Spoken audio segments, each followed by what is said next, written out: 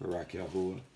So to my YouTube family who will watch this later on, shalom to the elder Ak, Yahudah. Shalom to the younger Ak, Ephraim. Shalom to the former stranger, the former guard, the former Gentile, the former nation, who is no longer a guard or a Gentile or a nation or a stranger, but now having been engrafted into the Ba'if, the house of Yasha'al, through Ha-Natsah, the branch, who is Yahusha HaMashiach, via being immersed into his Kadush name, and whereby receiving the Ruach of adoption, the spirit of adoption, the Ruach HaKadush, whereby receiving sonship, and whereby now becoming a fellow citizen of Yasha'al, and now whereby being privy to the same covenants and promise and inheritance that was given to Yasha'al and to Yasha'al alone. Shalom, shalom to you worldwide, wherever your feet touch the soil, all 12 tribes. Shalom, shalom to you on this La'ila. On this La'ila. Ms. Parker, we have been, for the past month, speaking about the ancient path. Abba has been bringing us back to the ancient path. For I think the past, maybe 3 weeks ago, he's had us looking at the ancient path through the example of Abraham. Through the example of Abraham. He's not, as spoken this past Shabbat, he's not done with Abraham. We're going to continue, Yahuwah willing, to look at Abraham, but from different sources. And from Abraham, Abba is probably going to take us, he's probably going to have us look at other examples of our righteous fathers, other righteous fathers, and look at the example of how they too walk the ancient path. And in doing so, having a visual understanding and a tangible understanding of how we too should begin to align our lives. And so tonight, while we're not specifically focusing on Abraham, we are still focusing on the ancient path. We are still focusing on the ancient path because Sukut is indeed, or the celebration of Sukut is indeed a part of walking the ancient path, a part of walking the narrow path. And so it's important that we do it the right way, that we celebrate it the right way.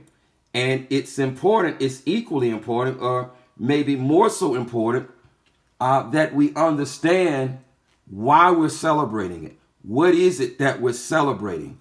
And why are we celebrating it? Because, listen, if we understand what we're celebrating and why we're celebrating it, that should invoke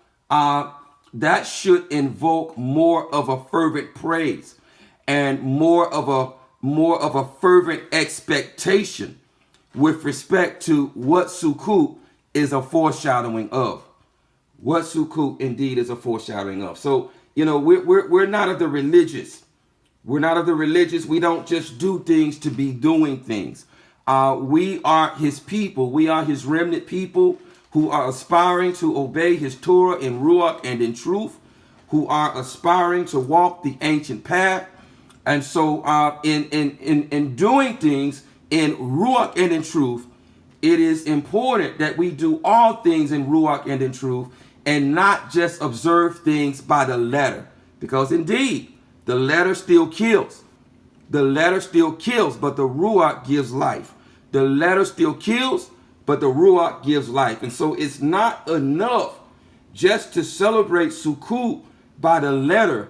We need to understand via the Ruach what it is that we're celebrating and why is it that we're celebrating it, so that we have a better understanding, a deeper understanding of what we're doing, and so that we're doing it the right way. So that we're doing it the right way. Barak Yahuwah. Barak Yahuwah. So those who are on Zoom, you've already seen the title. Indeed, those of you on YouTube, you've already seen the title by now. As you're looking at this, you're already seeing the title. But I'll read it again, just for the sake of reading it. I'll read it again. The title of this teaching is The Mystery of the Feast of Tabernacles, sometimes called Sakut, and sometimes called Sukut. Why and how do we celebrate it with emphasis placed on celebrate? With emphasis placed on celebrate. Indeed, Sakut or Sukut, or the Feast of Tabernacle, is also sometimes called, and this is very important to understand, and if you don't know this, if you're new, if you don't know this, I encourage you to write this down. The Feast of Tabernacles, or Sukut, Sakut, is also sometimes called the Feast of Booths. It's also sometimes called the Feast of Booths, and also sometimes called the Feast of Ingathering. The Feast of Ingathering. And so, in unraveling the mystery of the why and the how of Sukut, with respect to why do we celebrate it and how do we celebrate it, and with respect to the mystery of Sukut, let's go to the beginning. Let's go to the very beginning, where it started. Where it started. Actually, now, listen.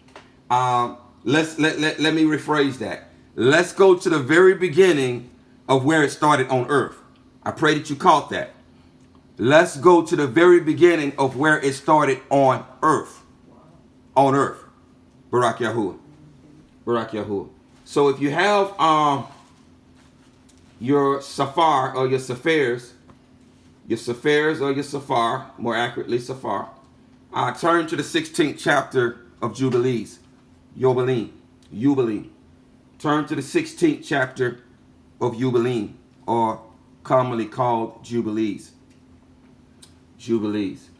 The 16th chapter of Jubilee, commonly called Jubilees. Commonly called Jubilees. You will note, if you've ever read Jubilees, there are 50 chapters in Jubilees, and that's purposeful, because mankind has been given 50 Jubilees. That's all we've been given. It's 50 Jubilees. 50 Jubilees of years is all that we have been given. And if you're paying attention to the book of Jubilee while you're looking for it, that's why there's 50 chapters there, because we've only been given 50 Jubilees. The 50 Jubilees times 120 years, not unlike the 120 years during the time of Nuach, is the conclusion of 6,000 years. It's the conclusion of 6,000 years.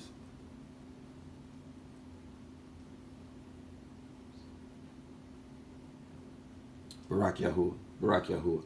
So looking now at the 16th chapter of Jubilee, beginning at verse 1, we're going to start here in unraveling this mystery and look from the beginning of to where it was first celebrated on earth. I place emphasis, I emphasize on earth, where it was first celebrated on earth. I pray that you understand that His Torah is eternal, and that these feasts that we celebrate, they ain't new. We've been walking this ancient path now for a month, and ancient again means what? Aulam. It means eternal. It means forever. It means forever. And so while we're going to turn here to look at where Barak Yahuwah, thank you, Abba, to where Jubilees was first celebrated on earth, I call your attention to on earth. On earth. This isn't the first place where it was celebrated, but this is the first place where it was celebrated on earth.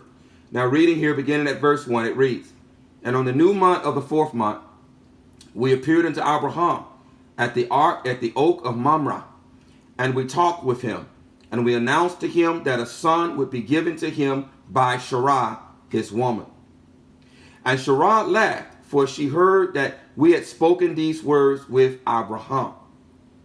And we admonished her, and she became afraid, and denied that she had laughed on account of the words." Now, if you've never read the book of Jubilee, or commonly called Jubilees, this is the messenger of the presence that is speaking with Masha, and giving the creation account to Masha, via the word of messengers. And indeed, sometimes Jubileem or Jubilees is sometimes called Little Genesis, a little bar of sheep. And so he's speaking with a messenger here. And so when it says on the new month of the 4th month, we appeared unto Abraham, these are messengers.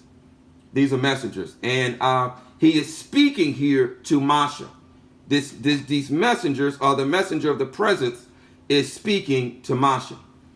And we told her the name of her son, as his name is ordained and written in the Shamayim, in the tablets in Shamayim. That is its cock. And that when we return to her at a particular time, at a set time, at a muadim, she would have conceived a son. And in this month, Yahuwah executed his judgments on Sodom and Amorah and Zubiim and all the region of the Yarden, and he burned them with fire and brimstone, and destroyed them unto this day.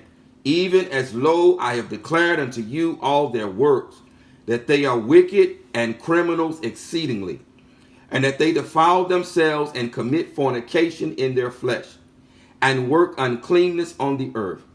And in like manner, Elohim will execute judgment on the places where they have done according to the uncleanness of the Sadunim, like unto the judgment of Sodom.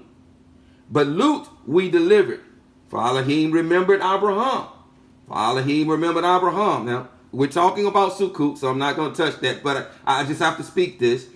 We have spoken this and walking this ancient path that Yahuwah will do what? He will baruch some, he will barak those around us for our sake if we are walking this ancient path.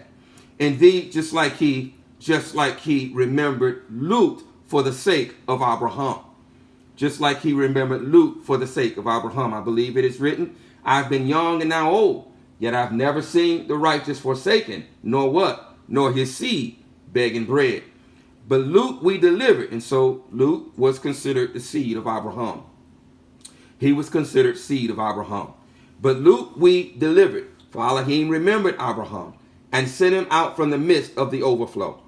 And he and his daughters committed crime upon the earth, such as not had been on the earth since the days of Adam, till his time. For the man lay with his daughters, and behold, it was commanded and engraved concerning all his seed on the tablets of Shamayim, to remove them and root them out, and to execute judgment upon them like the judgment of Sodom, and to leave no seed of the man on earth on the day of condemnation. Now, if you're familiar with the Torah, I read stuff and I have to just speak briefly on it. But if you read the Torah, this is why in the 23rd chapter of Deuteronomy, Dabarim, it says there that no Ammoni and no Moabite can ever come into the assembly of Yasha'al. They can't never come into the assembly of Yasha'al. Now, we understand that in reading that as long as they continue to operate as a Moabite and an Ammoni, then they can never come into the assembly of Yasha'al. But if they forsake their people, if they forsake their ways and forsake their mighty ones, akin to Ruth, because indeed she was a Moabitess, yes she was, they then are no longer considered a Moabite or an Ammoni, but they are considered a fellow citizen of Yasha'al. And thus with Ruth and with Rakab, we see Abba's plan for mankind being engrafted into his people and being delivered. Barak Yahuwah. Barak Yahuwah. And so we're reading here,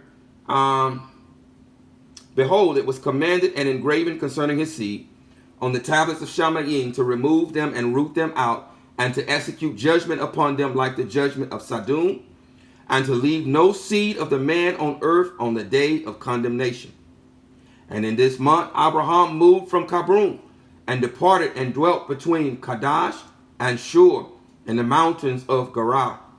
And in the middle of the 5th month he moved from thence and dwelt at the well of Oath, Bar-Shabbat, the well of Oath, Ba'ah Shabbat. Well, meaning in the Ibraic tongue, it's Ba'ah, Oath, Shabbat, Shabbat, Ba'ah Shabbat. And in the middle of the 6th month, Yahuwah visited Shorah. And in the middle of the 6th month, Yahuwah visited Shorah. Now, this is very significant. Now, we're going to talk more about this as we continue to look at Abraham. But this is very significant with respect to the ancient path, because this indeed is an appointed time.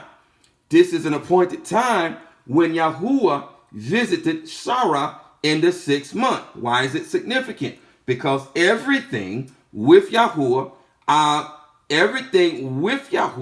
happens at an appointed time. Everything happens at a muadim, at an appointed time. And so here he visits Shorah in the 6th month, which means that she did what? She conceived in the 6th month.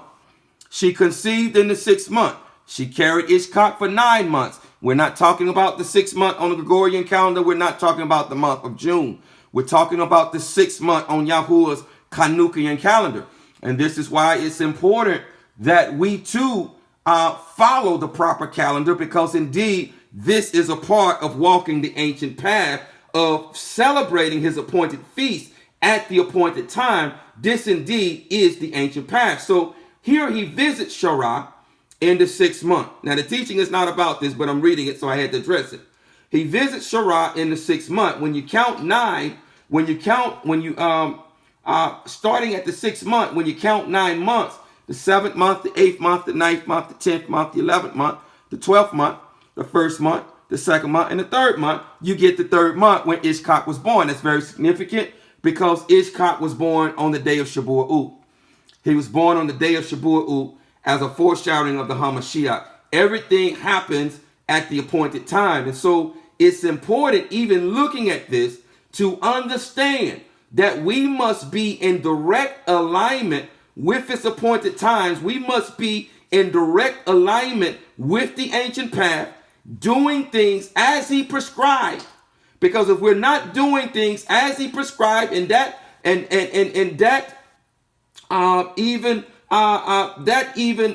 involves how we guard Sukut, how we celebrate Sukut, we must guard it and celebrate it in the way that he has prescribed. In the way that he has prescribed, because everything has a purpose and a plan, and everything happens in accordance with his appointed schedule. Everything happens with his appointed schedule. Reading on. And in the middle of the 6th month, Yahuwah visited Shorah and did unto her as he had spoken, and she conceived. And she bore a son in the 3rd month. Indeed, in the 3rd month, in the middle of the month, specifically in the 3rd month on the 14th day. Shabu'ut is always celebrated during the 3rd month on the 14th day. Always. It never changes. His calendar is fixed. And she bore a son in the 3rd month and in the middle of the month, at the time of which Yahuwah had spoken to Abraham, on the feast of first fruits, of the harvest. This is Shabu'ut. This is Shabu'ut. This is when Ishkak was born. Indeed, Shabu'ut is sometimes called first fruits. It is sometimes called first fruit because it indeed is a first fruit harvest, just like the first fruit that immediately follows unleavened bread. The same thing happens at the first fruit, sometimes called Shabu'ut, meaning that a wave sheet, the first fruits of the harvest, is brought to the Kahan, and not until the Kahan takes that first fruit as a wave sheaf offering in the presence of Yahuwah, not until he does that can the people partake of the new harvest. Up until that time, they must partake of the old harvest, of the prior year's harvest. And so thus, during Shabu'ut, a sheaf of the wheat is brought to the Kahan, and he must have taken the wave sheaf and entered into the most Kadosh, or entered in the presence of Yahuwah, not the most Kadosh place, but the Kadosh place, and brought it as a wave sheaf offering to Yahuwah for acceptance, and not until then could they partake of the prior year's harvest. So that I say all that to say that this is Shabu'ut when Ishkak was born. Everything happens in accordance with Yahuwah's plan. Everything. And we must We must do things in accordance with the way in which he is prescribed. And at that time of which Yahuwah had spoken to Abraham on the feast of first fruits of the harvest, Ishkak was born on first fruit. Yes, he was. Yes, he was. Just like the Hamashiach, because the messenger Gabriel visited Maryam during the 6th month. Yes, he did. Yes, he did. During the 6th month. And the Hamashiach, whom Ishkak was a foreshadowing of, was born 9 months later on Shabu'ut, because he was what? Given as a covenant to the people. And Shabu'ut is the day in which the covenant was given. And Abraham circumcised his son on the 8th day. He was the first that was circumcised according to the covenant, which is ordained forever. And in the 6th year of the 4th week, we came to Abraham to the well of oath, Ba'al Shabbat.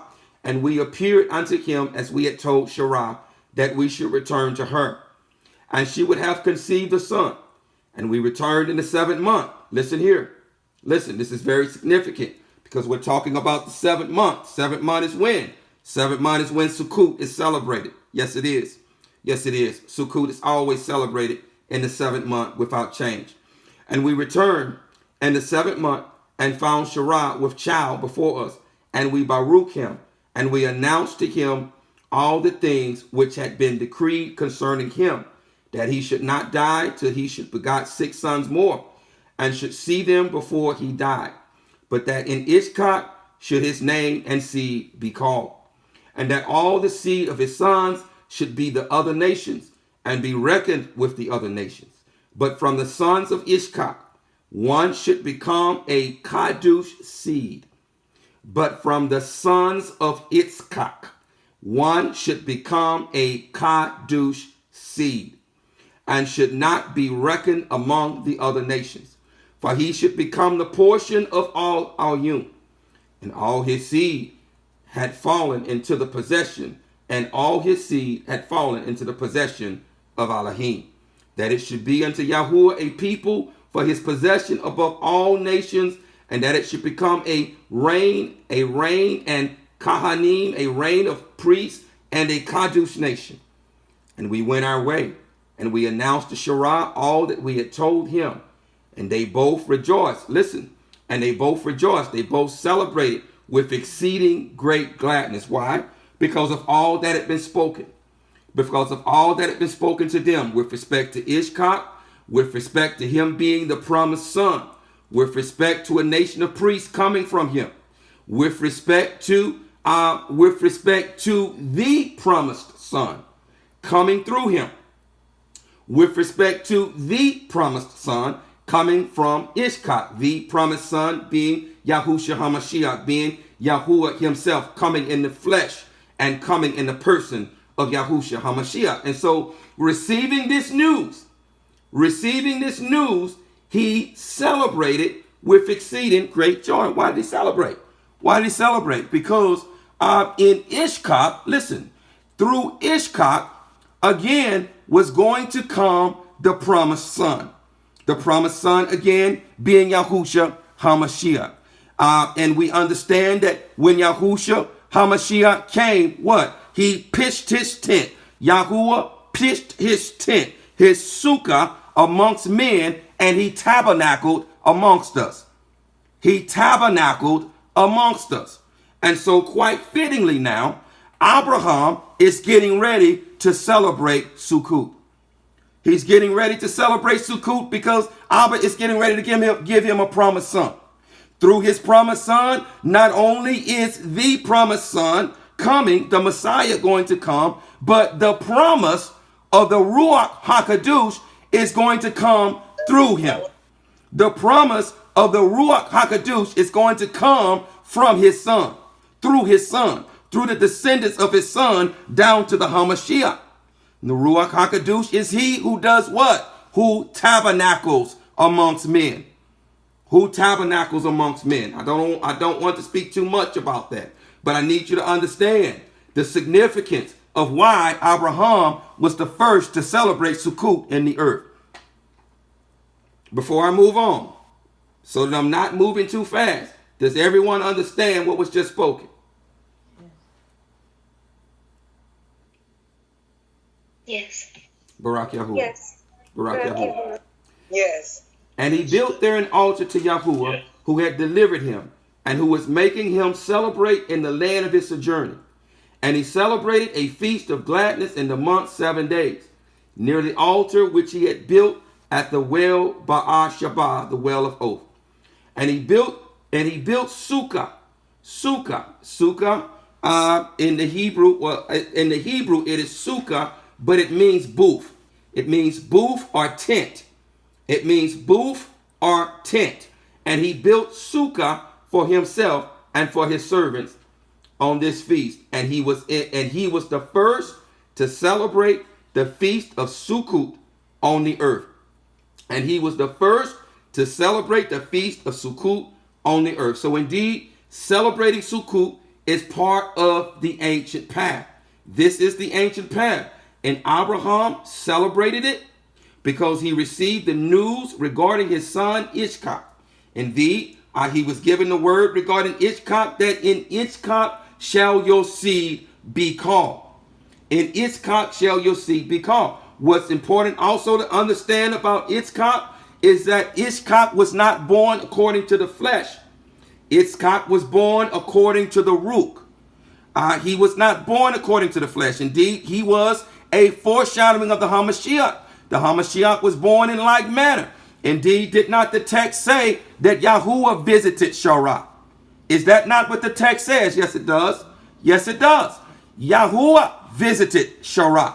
And so the Ruach came upon Shorah and she conceived. It was not via the loins of Abraham. It was because Abraham, as the text declares, Abraham was as good as dead. Abraham was as good as dead, and Shorah's womb was dead. Her womb was dead. And so Yahuwah had to come and affect this and affect this conception. So Ishkak was not born according to the flesh, and thus shall all in the book of Galatians, when he's speaking about the bondwoman and the free woman, he opens up our understanding of this, that Ishkak was born in accordance with the free woman. The free woman being Shorah. The free woman being what? A representation of the Jerusalem above. The bondwoman being a representation of the Jerusalem below. She is a representation of the flesh. And Shorah was a representation of the Ruach. And so Ishkak was born in accordance with the Ruach. And it is the Ruach who does what? Who comes to tabernacle with us. Yes, it is. Yes, it is. It is the Ruach who comes to tabernacle with us. And so, receiving all of this understanding, Abraham was the first to celebrate Sukut in the earth. He was the first to celebrate Sukut in the earth because, indeed, again, Ishkak was a foreshadowing of the Hamashiach. He was a foreshadowing of Yahuwah coming in flesh and doing what? And pitching his tent amongst men and tabernacling amongst us. Barak Yahuwah. But there's still yet more. Barak Yahuwah. And during these 7 days, we brought each day to the altar a burnt offering to Yahuwah. 2 oxen, 2 rams, 7 sheep, 1 he-goat for a crime offering, that he might atone thereby for himself and for his seed. So again, this is an ancient feast. And as spoken earlier, now Abraham was the first to celebrate this feast on earth, with emphasis placed on earth. But this he was not the first to celebrate it. Was not the Hamashiach slain before the foundation of the earth? Yes, he was. Yes, he was. And so Sukut did not originate on earth. None of these feasts originated on earth. They originated in eternity. They all originated in eternity. And thus, when we celebrate them, we are what? We're walking the ancient path. We're walking the ancient path. Again, ancient in the Abarit is Aulam, which means forever, which means eternity, which means to go beyond the vanishing point, to go beyond the point of human reason or human perception. And as a thank offering, 7 rams, 7 kids, 7 sheep, and 7 he-goats, and their fruit offerings, and their drink offerings. And he burnt all the fat thereof on the altar, a chosen offering unto Yahuwah for a sweet smelling savor. And morning and evening he burnt fragrant substances, frankincense and galbanum. And we're going to talk more about these offerings as we get a little further down in this teaching. We're going to talk more about these offerings, and stacte, and nard, and myrrh, and spice, and costume. All these 7 he offered, crushed, mixed together in equal parts, and pure, and pure, and pure, and pure. And so it's important that we do not overlook these offerings, because this is a part of what? Of celebrating Sukut. It's important that we do not overlook these offerings. And he celebrated the feast, again, emphasis on celebrated. And he celebrated this feast during 7 days, celebrating with all his heart and with all his soul. Indeed, underline that as well. And he celebrated, because this is the ancient path. Indeed, to understand how we are to celebrate it, we got to go back to the beginning and see how our ancient father Abraham celebrated it.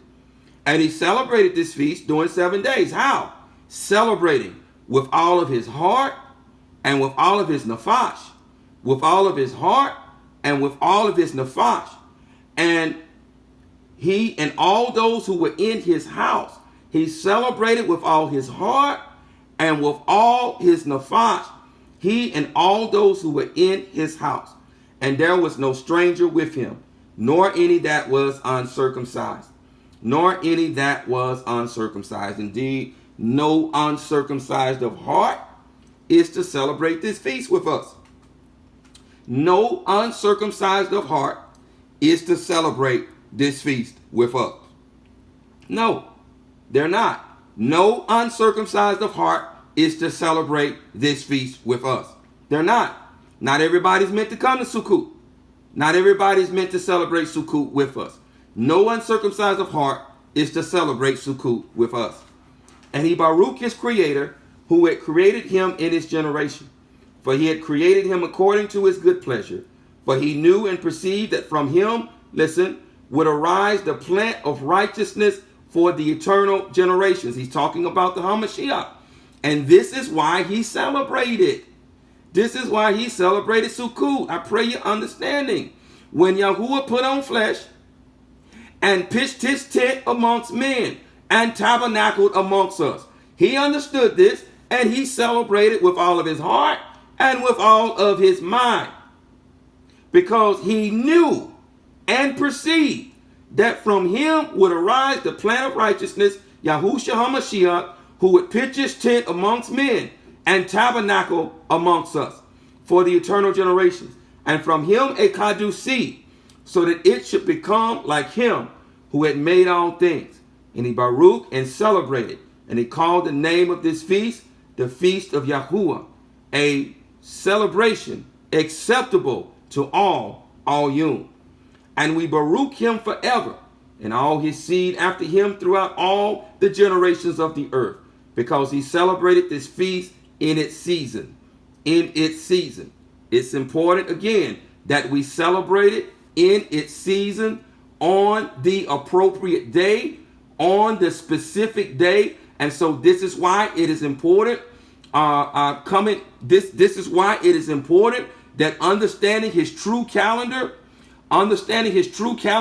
is a major cog in walking this ancient path. Yes, it is. And understanding his true calendar is a major cog in walking this ancient path, because he celebrated this feast in its season, according to the testimony of the tablets and Shamayim. For this reason, it is ordained on the tablets of Shamayim concerning Yashar'al, that they shall celebrate the feast of Sukut 7 days with gladness. For what reason? Because our ancient father Abraham celebrated it. Not only because he celebrated it, but because of why he celebrated it. He understood that through his son Ishkak, that Yahuwah was going to come and tabernacle amongst men. Who was he going to tabernacle with? He tabernacled with Yasha'al. He came to his own. He came to his own, to the descendants of Abraham, to tabernacle with them. Abraham understood this. He understood this. And guess what?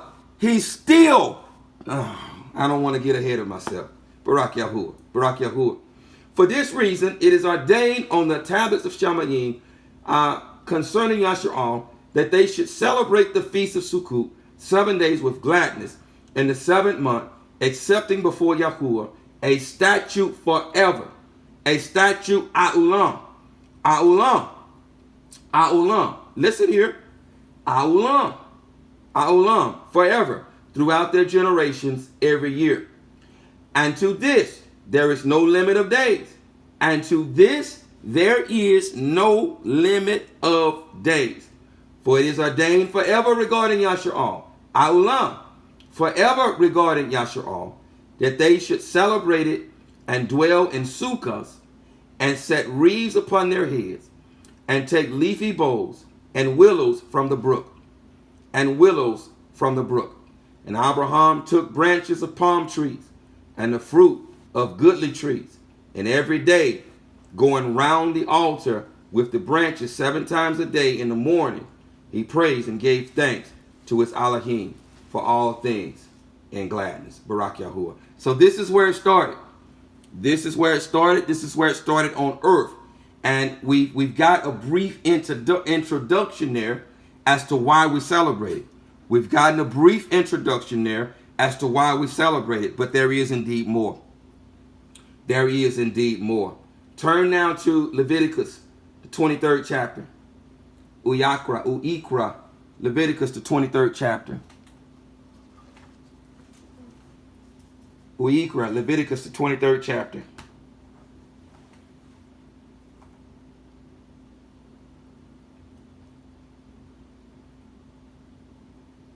The mystery of Sakut. Why and how do we celebrate it? Why and how do we celebrate it? Uyikra, the 23rd chapter, beginning at verse 33 and reading through verse 43. And Yahuwah spoke to Moshe, saying, speak to the children of Yasha'al, saying, on the 15th day of this 7th new month is the festival of Sakut, sometimes called Sakut, sometimes called Sukut, sometimes called Feast of Tabernacles, sometimes called the Feast of Booth, sometimes called the Feast of Ingathering. For 7 days to Yahuwah. On the first day is a Kadush gathering, is a Shabbat day. And you do no servile work. So we understand on the first day of Sukut is a Shabbat day. We do no servile work.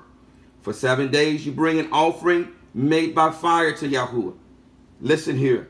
On the 8th day there shall be a Kadush gathering for you. So on the 8th day there is also a Shabbat day. The 8th day is also a Shabbat day where we do no servile work. And you shall bring an offering made by fire to Yahuwah. Listen, underline this. Underline this. It is a closing festival. It is a closing festival. You do no servile work. It is a closing festival. You do no servile work. It is the final festival. It is the festival of ingathering. It is the final harvest of the year. It is the final festival. Indeed, all of the feasts are surround harvest time. All of the feasts surround harvest time. Sukut is no different. It is the final harvest of the year. It is the final harvest of the year. We're going to speak more about this later on. It is a closing festival. You do no servile work. These are the appointed times of Yahuwah, which you proclaim as Kadush gatherings, to bring an offering made by fire to Yahuwah, an ascending offering and a grain offering, a slaughtering and drink offerings as commanded for every day, besides the Shabbats, besides the Shabbatut or Shabbats of Yahuwah, and besides your gifts, and besides all your vows, and besides all your voluntary offerings which you give to Yahuwah. On the 15th day of the 7th new month, when you gather in the fruit of the land, celebrate. Celebrate. Here we find celebrate again. This is key. We celebrate it. We celebrate it. It is a celebration. But the question is, what are we celebrating? Why are we celebrating it? That's the question we need to understand so that we're doing this in the right way and celebrating it in the right way. Celebrate the Festival of Yahuwah, because indeed they should be celebrations because they point towards things. They point towards our redemption. And so we need to understand how this fits in that plan of redemption. And when we understand how it fits in that plan of redemption, this ought to cause us to celebrate that much more. Barak Yahuwah, to celebrate the Festival of Yahuwah for 7 days. On the first day is a rest. Indeed, the first day is indicative, or the first day represents what? I don't want to get ahead of myself, but I need to speak this. The first day represents the first week of creation. The first day represents the first week of creation and the Shabbat that was celebrated during the first week of creation.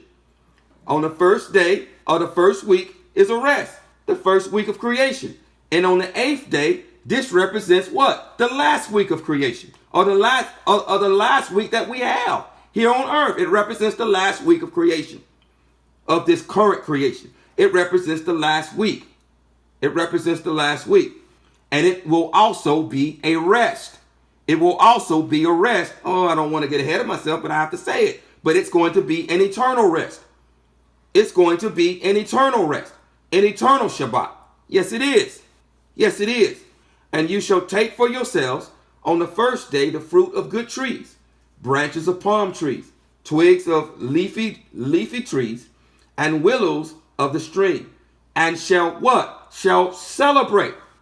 Shall celebrate. He continues here this theme of telling us, and inclusive of Yubilim, the 16th chapter, that we are to what? That we are to celebrate. Celebrate. We're going to speak more about this momentarily. You shall celebrate before Yahuwah, your Elohim, for 7 days. And you shall celebrate it as a festival to Yahuwah for 7 days in the year. For 7 days in the year. A law ha'ulam, forever in your generations. A law forever in your generations. Celebrate, here it is again. Celebrate it in the 7th new month. Dwell in booths, in sukkahs, or sakas. Dwell in booths or tents for 7 days.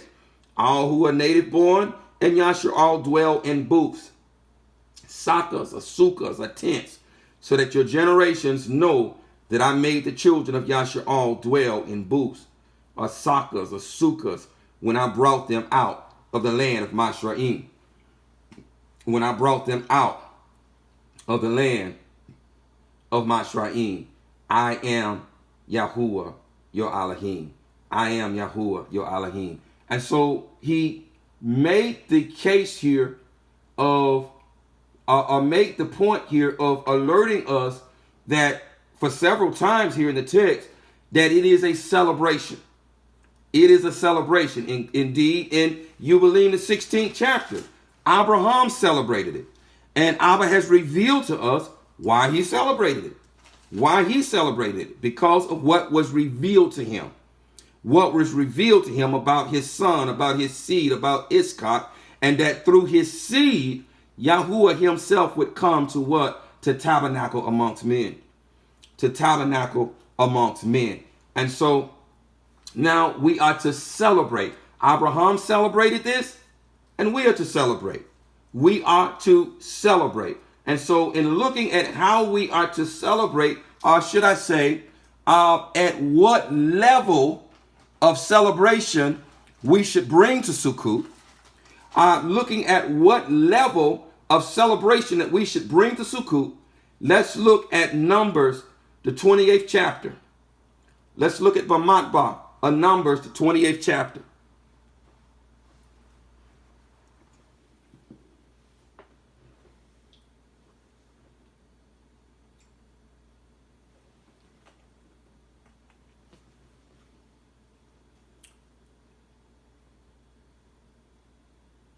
I'm going to read verses 1 through 10.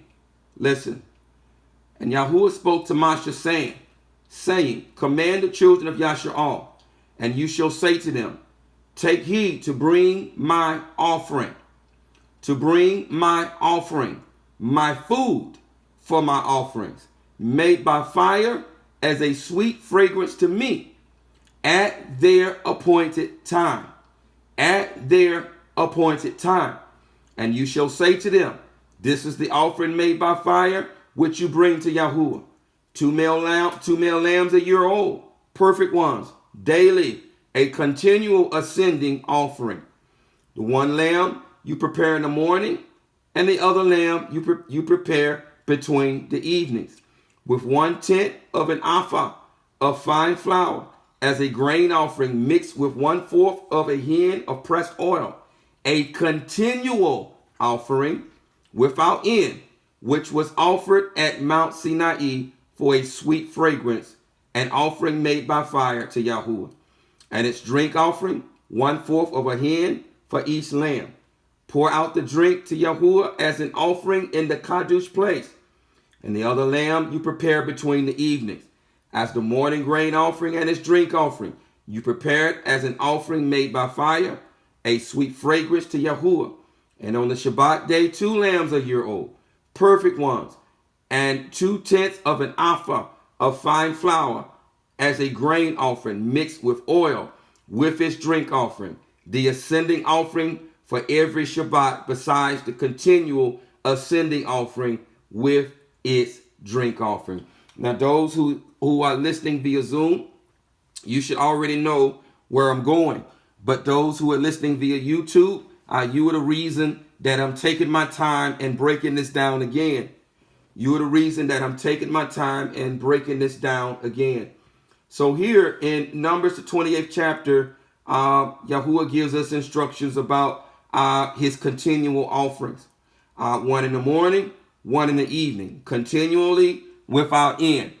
Continually without end, morning and evening. And on the Shabbat day, extra offerings are required. Besides the continual offering of morning and evening, extra offerings are required. In other words, 2 extra lambs are required on the Shabbat day. On the Shabbat day, besides the continual offerings that are offered every single day. By Numbers chapter 29. Chapter 29, and we're going to begin at verse 12. By Numbers 29, and we're going to begin at verse 12. Beginning at verse 12, it reads, and on the 15th day of the 7th new month, you have a Kadush gathering. You do no servile work.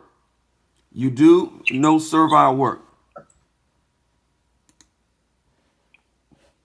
You do no servile work. And you shall celebrate a festival to Yahuwah.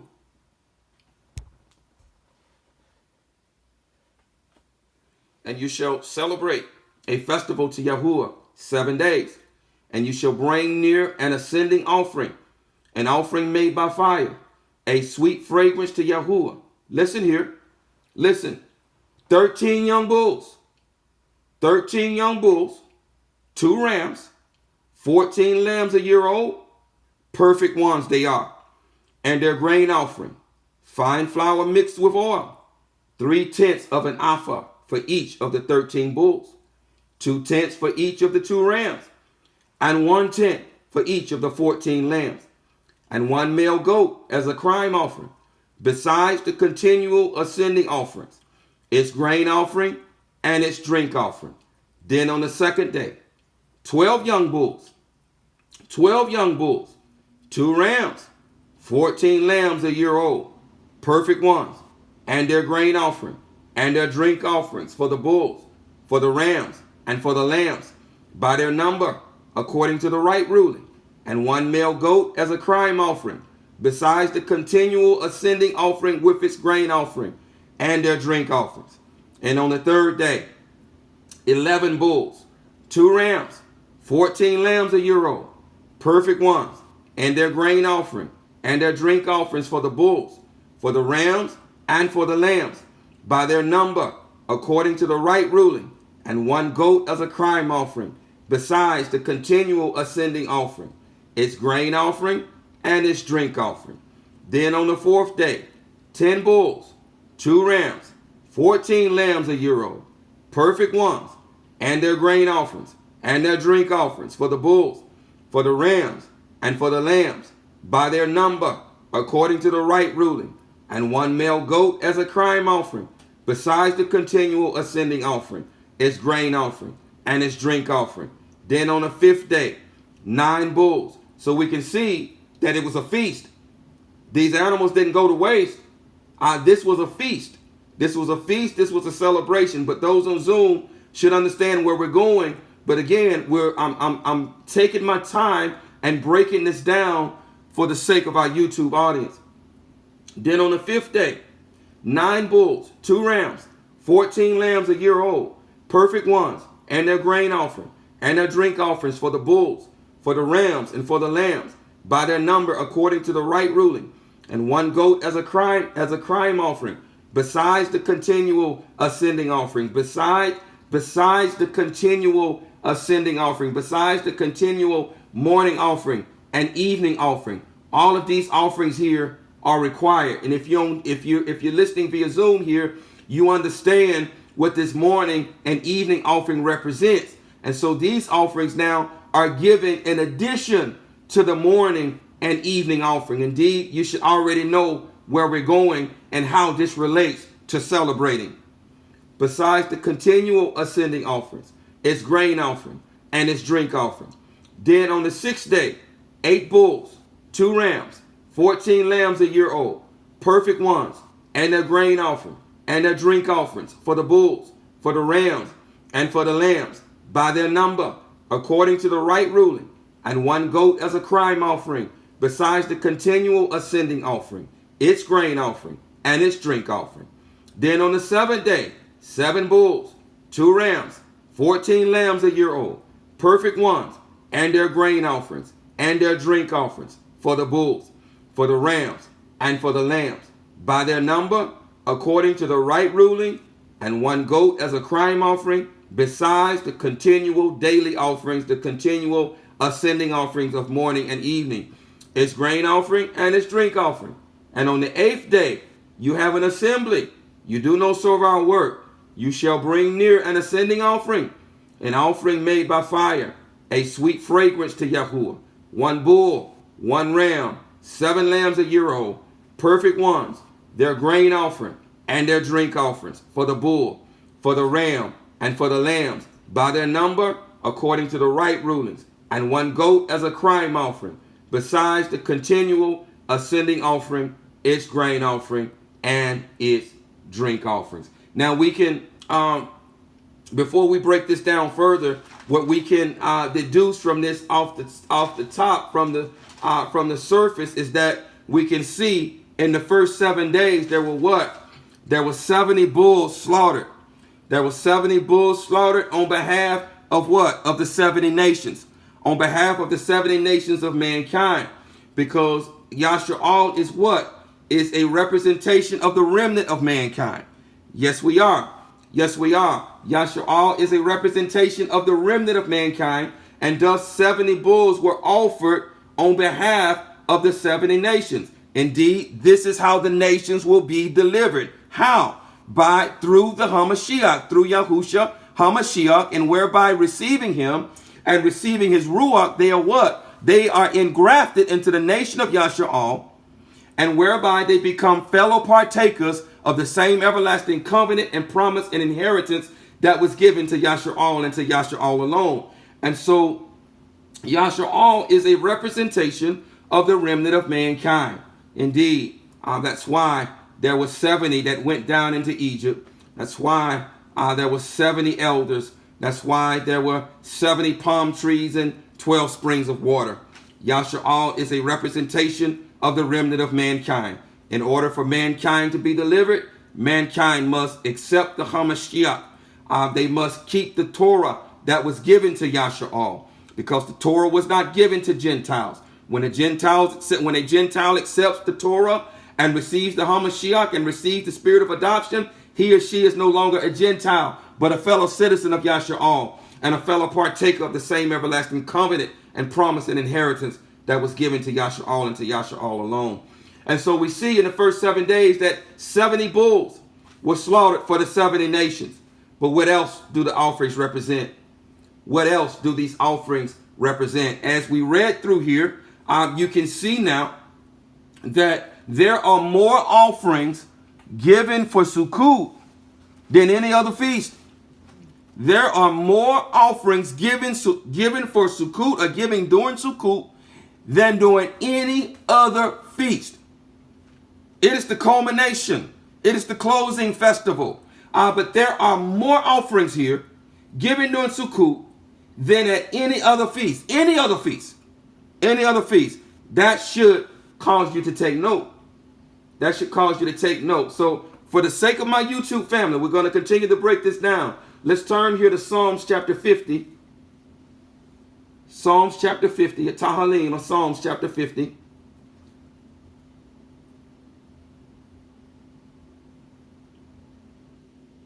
Psalms, a Tahalim. Psalms chapter 50. And I'm going to read here, verse 7 through 23. Hear, O my people, and I speak, O YAHUAH'S, and I witness against you. I am Elohim, your Elohim. I do not reprove you for your slaughterings, and your sinning offerings are continually before me. I did not take a bull from your house, nor goats out of your pens. For every beast of the forest is mine, the cattle on 1,000 hills. I know all the birds of the mountains, and all moving in my field are mine. If I were hungry, I would not speak to you. For the world is mine, and all that fills it. Do I eat the flesh of bulls? Now, in Numbers chapter 28, he said what? Bring me my food. Did he not? Yes, he did. Yes, he did. He said, bring me my food at the appointed time. Bring me my food at the appointed time. But here he's saying, do I eat the flesh of bulls? I drink the blood of goats. Slaughter thanksgiving to Elohim. Slaughter thanksgiving to Elohim. Slaughter thanksgiving to Elohim. What are we thanking them for? That's the question. And pay your vows to all you. And call upon me in a day of distress. Let me rescue you, and you esteem me. But to the wrong Elohim said, what right have you to recite my laws, or take my covenant in your mouth? While you hated instruction and cast my words behind you. When you saw a thief, you were pleased with him, and you take part with with adulterers. You let your mouth loose to evil, and your tongue frames deceit. You speak against your brother. You slander your own mother's son. You have done this, and I kept silent. You have thought that I was altogether like you. I rebuke you and set in order before your eyes. Understand this, please. You who forget Aluah, lest I tear you in pieces, with no one to deliver. Listen, whoever slaughters praise esteems me. Whoever slaughters praise esteems me. Underline praise. Underline praise. Praise is also celebration, is it not? Yes, it is. Praise can be celebration. Yes, it can. Whoever slaughters praise esteems me. And to him who prepares a way, I show the deliverance of Elohim. Of Elohim. 1 Peter, the 2nd chapter. 1 Peter, the 2nd chapter. 1 Peter, the 2nd chapter.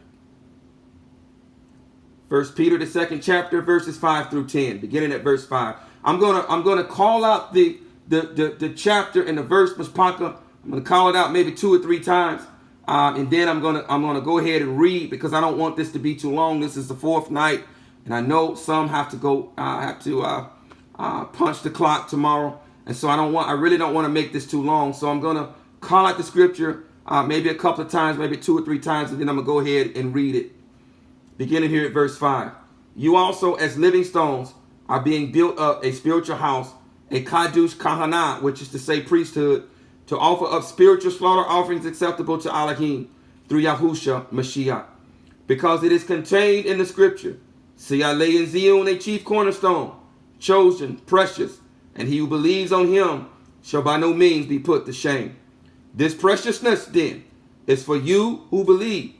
But to those who are disobedient, the stone which the builders rejected has become the chief cornerstone, and a stone of stumbling and a rock that makes for falling.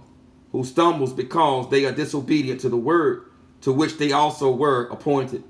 But you are a chosen race. Listen, a royal kahana, a royal priesthood, a kadosh nation, a people for a possession, that you should proclaim the praises,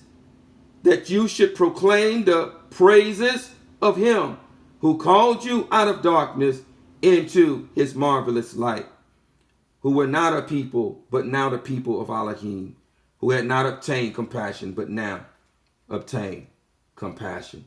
And so we are to what? To offer up spiritual slaughterings. Spiritual slaughterings. Indeed, as we read Numbers 29.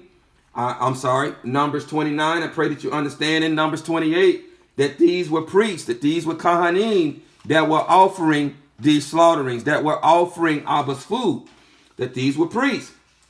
Indeed, we are a nation of priests, and we're still to offer. But we're to offer what? Spiritual offerings, spiritual praise, spiritual thanksgiving. Yes, we are. Yes, we are. Psalms chapter 34, verse 1. Psalms, Tahalim, chapter 34, verse 1. Tahalim, Psalms, chapter 34, verse 1. I barak Yahuwah at all times. His what? His praise. The celebration of him. Celebrating in him. Praising him. Celebrating in him is what? Is continually in my mouth. Is continually in my mouth. Akin to the continual offerings of morning and evening. The continual offerings of morning and evening. I barak Yahuwah at all times. His praise is continually in my mouth. The slaughterings of thanksgiving. The slaughterings of praise. Uikra, Leviticus, the 7th chapter, verse 11. Leviticus, the 7th chapter, verse 11. Uikra, Leviticus, the 7th chapter, verse 11. And this is the Torah of the slaughtering of shalom offerings, which is brought to Yahuwah. Now we understand that the week of Leviticus chapter 7 is the Torah of the law of trespass offering, which we find in verse 1. The crime offering and trespass offering is one Torah or one law, and that's in verse 7. The shalom offering is found in verse 11. The voluntary offering is found in verse 16. And all the sacrifice offerings are one Torah, a one law. We find this in verse 37. It is one law. All the sacrifice offerings are one law. We find this in verse 37. And their oblations, verse 38, which goes in detail as we just read in Numbers 28. We didn't read it all, which goes in detail as a continual offering. As we find in Numbers 28 and 29. Again, we didn't read it all, but we've read enough to kind of understand where Abba is taking this. Hosea, the 14th chapter, verse 2. Hosea, the 14th chapter, verse 2. Hosea, the 14th chapter, verse 2. Take words with you and return to Yahuwah. Say to him, take away all crookedness and accept what is good. And we render what? The bulls of our lips, the offerings of our lips, the offerings of our lips. Tahalim, Psalms, chapter 55. Tahalim, Psalms, chapter 55. Tahalim, Psalms, chapter 55, verses 16 and 17. I call upon Elohim, and Yahuwah delivers me. Evening and morning, at noon, I complain and moan, and he hears my voice. Now here we understand that Dawood is talking also about offerings here. He's talking about offerings. He's talking about the spiritual slaughter offerings of the lips. When he says here at evening and in morning, and he mentions noon. Those via Zoom who are following the appointed times, we understand what noon means. We understand that the Hamashiach hung on the stake the 3rd hour, the 6th hour, which is noon, and the 9th hour. This is the offering. This is the offering that Yahuwah desires. This is the offering that all of these offerings point towards. All of them point towards Yahushua HaMashiach. Tahalim of Psalms 119, 108. Tahalim of Psalms 119, 108. I'm trying to get through this because we got to get somewhere. Tahalim of Psalms 119, 108. Please accept the voluntary offerings of my mouth. Please accept the voluntary offerings of my mouth, the slaughter offerings of my mouth, the food, bringing him his food via our mouth, O Yahuwah, and teach me your right rulings. And teach me your right rulings. The book of Jonah, Yunah, the second chapter. The book of Jonah, the second chapter. The second chapter, verses 1 through 10. And Yunah prayed to Yahuwah his Elohim from the stomach of the fish. And he said, I called to Yahuwah because of my distress. And he answered me. From the stomach of Shaul I cried, and you heard my voice. For you threw me into the deep, into the heart of the seas. And the flood surrounded me. All your breakers and your waves passed over me. So I said, I have been driven away from your eyes. Will I ever look again toward your Kadush Ha'ikul? Waters encompassed me unto life. The deep closed around me. Weeds were wrapped around my head. I went down to the base of the mountains. The earth with its bars were behind me forever. But you brought up my life from the pit, O Yahuwah, my Elohim. When my life fainted within me, I remembered Yahuwah, and my prayer went up to you. Into your Kadush Ha'ikul. Those observing false worthlessness forsake their own kindness, their own loving commitment. But I slaughter to you. But I slaughter to you with the voice of thanksgiving. But I slaughter to you with the voice of thanksgiving. I pay what I have vowed. Deliverance is of Yahuwah. Then, after he had offered his slaughter offering of thanksgiving, then Yahuwah spoke to the fish, and it vomited Yunah onto dry land. So we understand that Yahusha is the end of animal offerings. We understand that Yahusha, that the animal offerings represented Yahusha. They represented him, and he is the end of all animal offerings. I'm not talking to someone who doesn't understand this, but for the sake of our YouTube audience, in case someone doesn't understand, Yahusha is the end of animal offerings, and these offerings are all representations of him. And so now as we read in Tahalim of Psalms, the 40th chapter, verse 6 through 8. Tahalim of Psalms, the 40th chapter, verses 6 through 8. Tahalim of Psalms, the 40th chapter, verses 6 through 8. Slaughtering and meal offering you did not desire. You have opened my ears. Ascending offering and crime offering you did not ask for. Then I said, see, I have come in the scroll of the book. It is prescribed for me. I have delighted to do your pleasure, O my Elohim, and your Torah is within my heart. Barak Yahuwah. So indeed, Yahusha is the end of animal offerings. They represented him. All of them represented him. He does not desire animal offerings. He does not want them. He wants what? He wants the slaughter offerings of our lips. He wants the praises of our lips. This is what he desires. This is what he wants. This is the food that he wants. Romans the 10th chapter, verse 4. Romans the 10th chapter, verse 4. Romans the 10th chapter, verse 4. For Mashiach is the goal or end purpose of the Torah unto righteousness to everyone who believes. For Mashiach is the goal or the end purpose of the Torah, which is to say animal offerings unto righteousness. We're not made righteous or made right by the blood of bulls and goats. We are made right by belief in the offering of Yahushua HaMashiach and his offering alone. His offering alone. Hebrews the 13th chapter. Hebrews the 13th chapter. We're rounding the corner. I had to lay this foundation to show now that those offerings that we read in Numbers the 29th chapter with respect to Sukut, all those offerings, they represent what? The slaughter offerings of our lips. The praises of our lips. You understand? We have got to celebrate. Did you see all those offerings as we read Numbers 29 with respect to Sukut? That translates, Mashpaka, into us celebrating like we have lost our proverbial minds. That translates into us celebrating because he seeks what? The slaughter offerings of our lips. He does not seek the slaughterings of bulls and goats. Yahusha is the end of animal offerings. He seeks the slaughter offerings of our lips, which means that we must celebrate, as it said, as the text declared. We are to celebrate it. This means that we are to celebrate it like we have lost our proverbial minds. I dare say, and I believe this with all of me, that this is the way Abraham celebrated. As we read, you believe in the 16th chapter, he celebrated. Indeed, I think it did say that. Yes, it did. It did. He celebrated like he had lost his mind. He celebrated like he had lost his mind, and we too must not withhold his slaughter offerings. We must celebrate Sukut like we've lost our proverbial minds. Let's look at Hebrews, the 13th chapter, verses 10 through 16. We have a slaughter place from which those serving the tent have no authority to eat.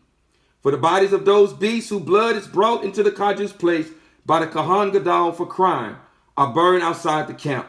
And so Yahusha also suffered outside the gate to be Kadush, to Kadush the people with his own blood. Listen, let us then go to him outside the camp, bearing his reproach, for we have no lasting city here, but we seek the one coming.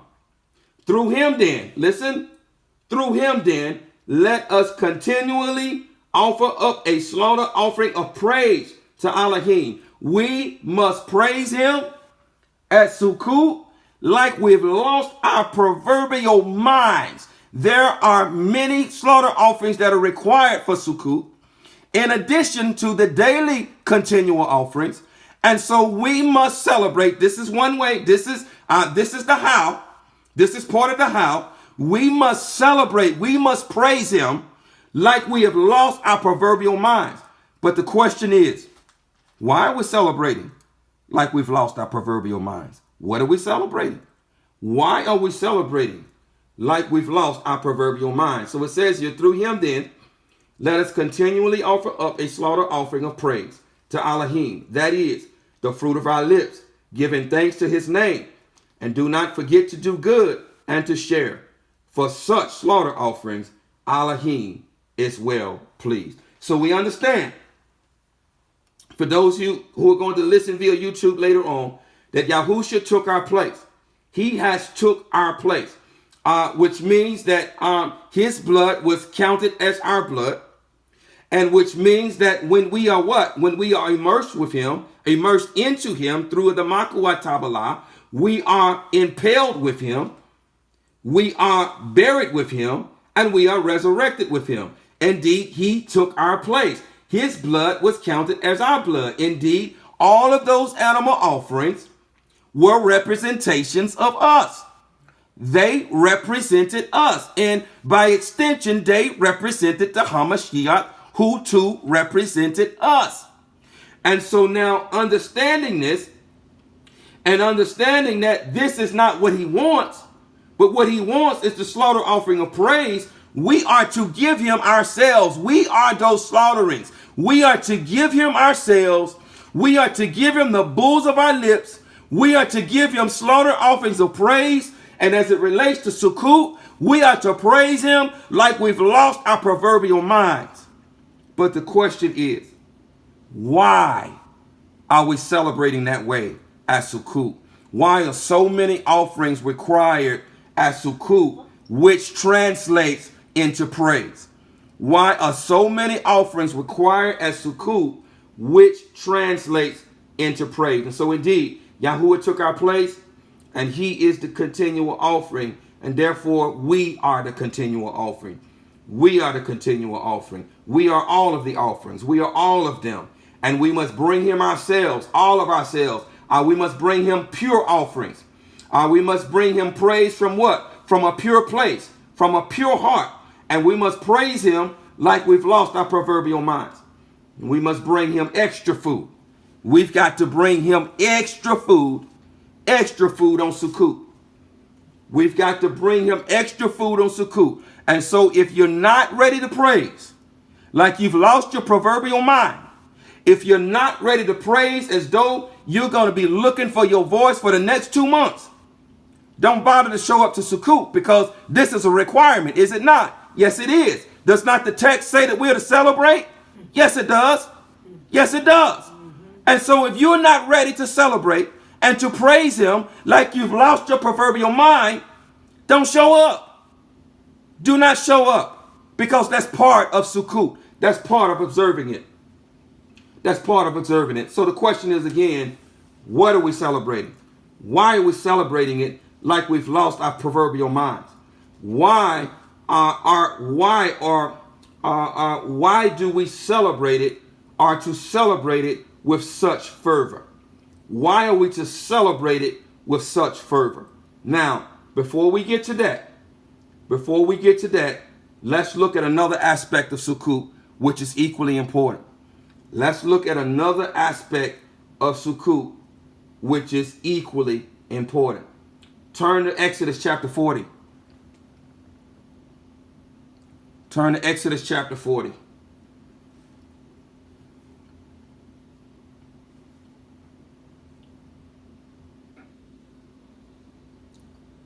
Exodus Shamut chapter 40. Exodus Shamut chapter 40. Beginning at verse 1. Listen. And Yahuwah spoke to Moshe, saying, on the first day of the first new month, you are to raise up the dwelling place. You are to raise up the dwelling place of the tent, the booth, the sukkah of appointment. On the first day of the first new month, you are to raise up the dwelling place of the tent, the sukkah, the booth of appointment, and shall put in it the ark of the witness, and screen the ark with the veil. And you shall bring in the table and arrange what belongs on it, and bring it in, and bring in the lampstand and light its lamps. Now, for you who on Zoom, you already know that we are living tabernacles. You already know that we're living tabernacles. You already know this. You already know where I'm going. You already know that we are living tabernacles, that we're living booths, that we're living sukkahs. Yes, we are. Yes, we are. If not, you ought to be. You're supposed to be. Yes, you are. Yes, you are. And the ark of the covenant, which contains what? The words of the covenant, is our hearts. Is our heart. That's the most kadosh place. So it should be the most kadosh place. It's your human heart. Is the heart that ought to be the most kadosh place. And you shall place the slaughter place of gold for the incense before the ark of the witness, and put up the covering of the door of the dwelling place. And you shall set the slaughter place of the ascending offering before the door of the dwelling place of the tent, the booth, the sukkah of appointment. And shall set the basin between the tent, the booth, the sukkah of appointment, and the slaughter place, and shall put water therein. And you shall set up the courtyard all around, and shall place the covering of the courtyard gate, and shall take the anointing oil, Barak Yahuwah, and shall take the anointing oil and anoint the dwelling place and all that is in it. Question is, has your dwelling place been anointed? Isn't that the question? Isn't that the question? Has your dwelling place been anointed? Barak Yahuwah. Barak Yahuwah. And shall take the anointing oil and anoint the dwelling place and all that is in it, and shall set it and its utensils apart, and it shall be kadosh. And you shall anoint the slaughter place of the ascending offering and all its utensils, and place the slaughter place and kadosh the slaughter place, and kadosh the slaughter place, and the slaughter place shall be most kadosh. And you shall anoint the basin and its stand, and separate it. And you shall bring Aharon and his sons, listen here, and you shall bring Aharon and his sons to the door of the tent, the booth, the sukkah of appointment, and wash them with water. And you shall put the kadosh garments on Aharon, and anoint him, and place and separate him, and kadosh him to serve as kahan to me. And you shall bring his sons and put long shirts on them, and shall anoint them as you anointed their father. So he anointed the kadosh place, and he anointed them. He anointed them. Why did he anoint the kadosh place? He anointed them because they are one with the kadosh place. Yes, we are. Yes, we are. We are one with the kadosh place. You ought to be. Yes, we are. Yes, we are. As you anointed their father, and they shall serve as Kahanim to me. And their anointing shall be for them an everlasting Kahanah throughout their generations. And Moshe did according to all that Yahuwah commanded him. So he did. And it came to be in the first new month of the second year, on the first day of the new month, that the dwelling place was raised up. The dwelling place was raised up. And Moshe raised up the dwelling place and placed its sockets and put up its boards and put in its bars and raised up its columns and spread the tent over the dwelling place. Spread the tent over the dwelling place and put the covering of the tent on top of it. And put the covering of the tent on top of it. Barak Yahuwah. Don't you pray that Yahuwah would do what? Would spread his tent over you? Would spread his tent over his dwelling place? Don't you pray that prayer? If you don't pray it, you ought to pray it. I pray it every night. That he would spread his tent over me. That he would spread his tent over this dwelling place. As Yahuwah commanded Moshe. And he took the witness and put it into the ark. And he put the poles through the rings of the ark. And put the lid of atonement on top of the ark. And brought the ark into the dwelling place. Indeed, the ark ought to be inside of this dwelling place. It ought to be inside the heart. Indeed, that's where the words of the covenant should be written, on our hearts. This is where the ark is. We are that dwelling place. We are the sukkah. We are the booth. And place the veil of the covering to screen off the ark of the witness, as Yahuwah had commanded Moshe. And he put the table in the tent of appointment on the north side of the dwelling place outside the veil, and placed the bread in order upon it before Yahuwah, as Yahuwah had commanded Moshe. And he put the lampstand in the tent, the booth, the sukkah of appointment, opposite the table, on the south side of the dwelling place, and lit the lamps before Yahuwah, as Yahuwah had commanded Moshe. As Yahuwah had commanded Moshe. Indeed, the lamps, or the light of the lamps, is representation of the Torah. It is a representation of the eternal light. It is a representation of Yahuwah burning inside of us. It is a representation of the Torah inside of us. The oil is a representation of the oil that lights the lamp of Torah, that lights the oil of Torah, that guides our path. That guides our path, indeed. And he put the gold slaughter place in the tent of appointment in front of the veil, and burned sweet incense on it, as Yahuwah had commanded Moshe. And he put up the covering of the door of the dwelling place. And he put the slaughter place of the ascending offering before the door of the dwelling place of the tent of appointment, and offered upon it the ascending offering and the grain offering, as Yahuwah had commanded Moshe. And he put the basin between the tent, the booth, the sukkah of appointment, and the slaughter place, and put water therein for washing. And Moshe and Aharon and his sons washed their hands and their feet with water from it, as they went into the tent, the booth, the sukkah of appointment, and as they came near the slaughter place. They would wash as Yahuwah had commanded Moshe. And he raised up the courtyard all around the dwelling place and the slaughter place, and placed the covering of the courtyard gate. And Moshe completed the work, and the cloud covered the tent, the booth, the sukkah of appointment. And the esteem of Yahuwah did what? Filled the dwelling place. Filled the dwelling place. Filled the dwelling place.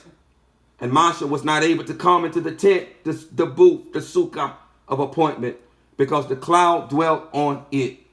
And the esteem of Yahuwah filled the dwelling place.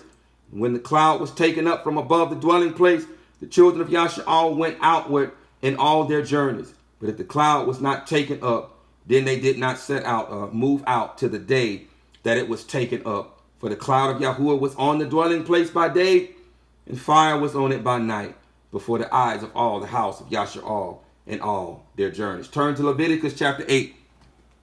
Leviticus chapter 8. Turn to Leviticus chapter 8.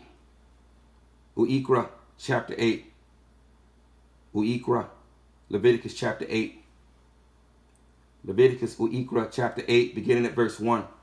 And Yahuwah spoke to Moshe, saying, Take Aharon and his sons with him, and the garments and the anointing oil, and the bull of the crime offering, and the 2 rams, and the basket of unleavened bread, and assemble all the congregation at the door of the tent, the booth, the sukkah of appointment. And Moshe did as Yahuwah commanded him. The congregation was assembled at the door of the tent of appointment. And Moshe said to the congregation, this is the word Yahuwah commanded to be done. So Moshe brought Aharon and his sons and washed them with water, and put the long shirt on them, and girded him with the girdle, and dressed him in the robe, and put the shoulder garment on him, and girded him with the embroidered band of the shoulder garment, and with it tied shoulder garment, and with it tied the shoulder garment on him, and put the breastplate on him, and put the Urim and the Thummim in the breastplate, and put the turban on his head, and on the turban on its front, he put the golden plate, the Kadush sign of dedication, as Yahuwah had commanded Moshe. And Moshe took the anointing oil and anointed the dwelling place. Question is again, is your dwelling place anointed? Is your dwelling place anointed? If it's not anointed, it's not a dwelling place. No, it's not. If it's not anointed, it's not a dwelling place. Because of the anointing, it's not on it and in it. It's not a dwelling place. Nothing dwells in it. It cannot be a dwelling place if nothing dwells in it. And Moshe took the anointing oil and anointed the dwelling place and all that was in it, and put them and separated them. And he sprinkled some of it on the slaughter place 7 times, and anointed the slaughter place and all its utensils, and the basin and its base, to separate them. And he poured some of the anointing oil on Aharon's head, and anointed him, to separate him. And Moshe brought the sons of Aharon, and put long shirts on them, and girded them with girdles, and put turbans on them, as Yahuwah had commanded Moshe. And he brought the bull for the crime offering. And Aharon and his sons laid their hands on the head of the bull for the crime offering, and it was slain. And Moshe took the blood and put some on the horns of the slaughter place all around with his finger, and cleansed the slaughter place. And he poured the blood of the base, and he poured the blood at the base of the slaughter place, and separated it to make atonement for it. And he took all the fat that was on the entrails, and the appendage on the liver, and the 2 kidneys with their fat, and Moshe burned them on the slaughter place. And the bull and its skin and its flesh and its dung he burned with fire outside the camp, as Yahuwah had commanded Moshe. And he brought the ram of the ascending offering, and Aharon and his sons laid their hands on the head of the ram, and it was slain. And Moshe sprinkled the blood on the slaughter place all around, and he cut the ram into pieces. And Moshe burned the head and the pieces and the fat, and he washed the entrails and the legs in water. And Moshe burned the entire ram on the slaughter place. It was an ascending offering for a sweet fragrance, an offering made by fire to Yahuwah, as Yahuwah had commanded Moshe. Indeed, we are that ascending offering as that relates to Sukut and praise. We are that ascending offering. Ascending offering translates to what? A whole burnt offering. Everything is consumed.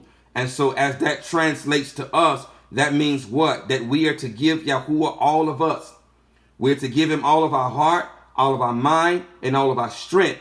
And we are to praise him as an ascending offering, like we've lost our proverbial minds. Yes, we are. Yes, we are. And he brought the second ram, the ram of ordination. And Aharon and his sons laid their hands on the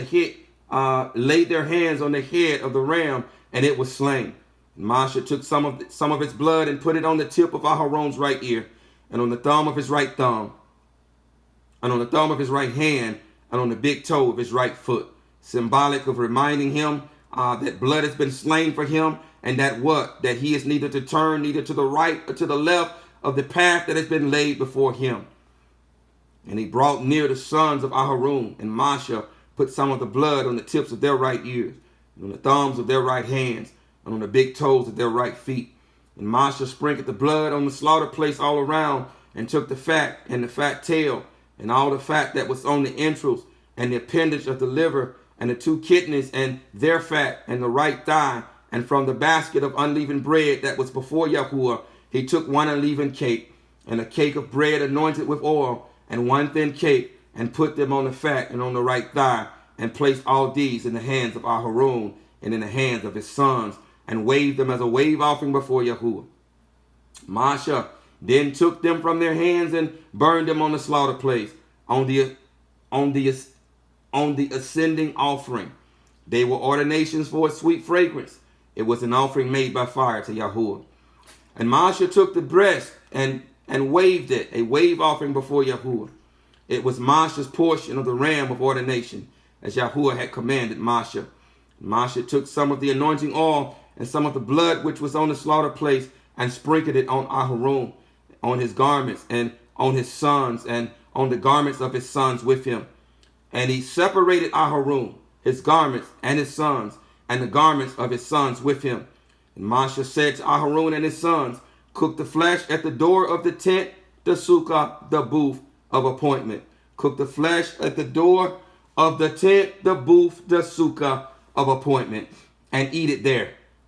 At the door, cook the flesh at the door of the tent, the booth, the sukkah of appointment, and eat it there with the bread that is in the basket of the ordinations, as I have commanded, saying, Aharon and his sons are to eat it. Then burn the rest of the flesh and the bread with fire. And listen, and do not go outside of the tent of appointment for 7 days. And do not go outside of the door of the tent, the booth, the sukkah of appointment for 7 days. So as the booth, the tent, the sukkah of appointment was being erected, they too were to stay in the door of the tent, the booth, the sukkah of appointment, while it was being dedicated. They were being ordained. Why was it going on simultaneously? Because we are the booth, the tent, the sukkah of appointment. Yes, we are. Yes, we are. We are synonymous with it. We are synonymous with it. And so they, being one with it, had to stay in the door of it for 7 days, because we are one and the same. Yes, we are. Yes, we are. Until the days of your ordination are completed. For he fills your hands for 7 days. Yahuwah has commanded to do as he has done this day, to make atonement for you, and stay at the door of the tent, the booth, the sukkah of appointment, day and night for 7 days. And you shall guard the duty of Yahuwah and not die. For I have been commanded. And Aharon and his sons did all the words that Yahuwah had commanded by the hand of Moshe. By the hand of Moshe. Turn to chapter 9, Leviticus chapter 9. Turn to Uikra, Leviticus chapter 9. Leviticus chapter 9. Barak Yahuwah. I'm trying to hurry along, but I can't skip any corners. Uikra, Leviticus chapter 9, beginning at verse 1. And on the 8th day, and on the 8th day, and on the last great day, listen. And on the 8th day, on the last great day, listen. I'm going to say it again. And on the 8th day, the last great day, it came to be that Moshe called Aharon and his sons and the elders of Yashar'al. And he said to Aharon, take for yourself a young bull as a crime offering, and a ram as an ascending offering, a perfect one, and bring them before Yahuwah. And speak to the children of Yashar'al, saying, take a male goat as a crime offering, and a calf and a lamb, both a year old, perfect ones, as an ascending offering, and a bull and a ram as a shalom offering, to slaughter before Yahuwah, and a grain offering mixed with oil. For today, listen, what day? The last great day. The last great day. Listen, the last great day. For today, the 8th day, the last great day. Oh, I pray that you understand and write this down. For today, Yahuwah shall appear to you. Oh, I can't get ahead. For today, Yahuwah shall appear to you. And they took what Moshe commanded before the tent of appointment. And all the congregation drew near and stood before Yahuwah. And Moshe said this is the word which Yahuwah commanded you to do, so that the esteem of Yahuwah appears to you. And Moshe said to Aharon, go to the slaughter place and prepare your crime offering and your ascending offering, and make atonement for yourself and for the people. And make the offering for the people, and make atonement for them, as Yahuwah has commanded. So Aharon came near to the slaughter place and slew the calf of the crime offering which was for himself. And the sons of Aharon brought the blood to him, and he dipped his finger in the blood and put it on the horns of the slaughter place, and poured the blood at the base of the slaughter place.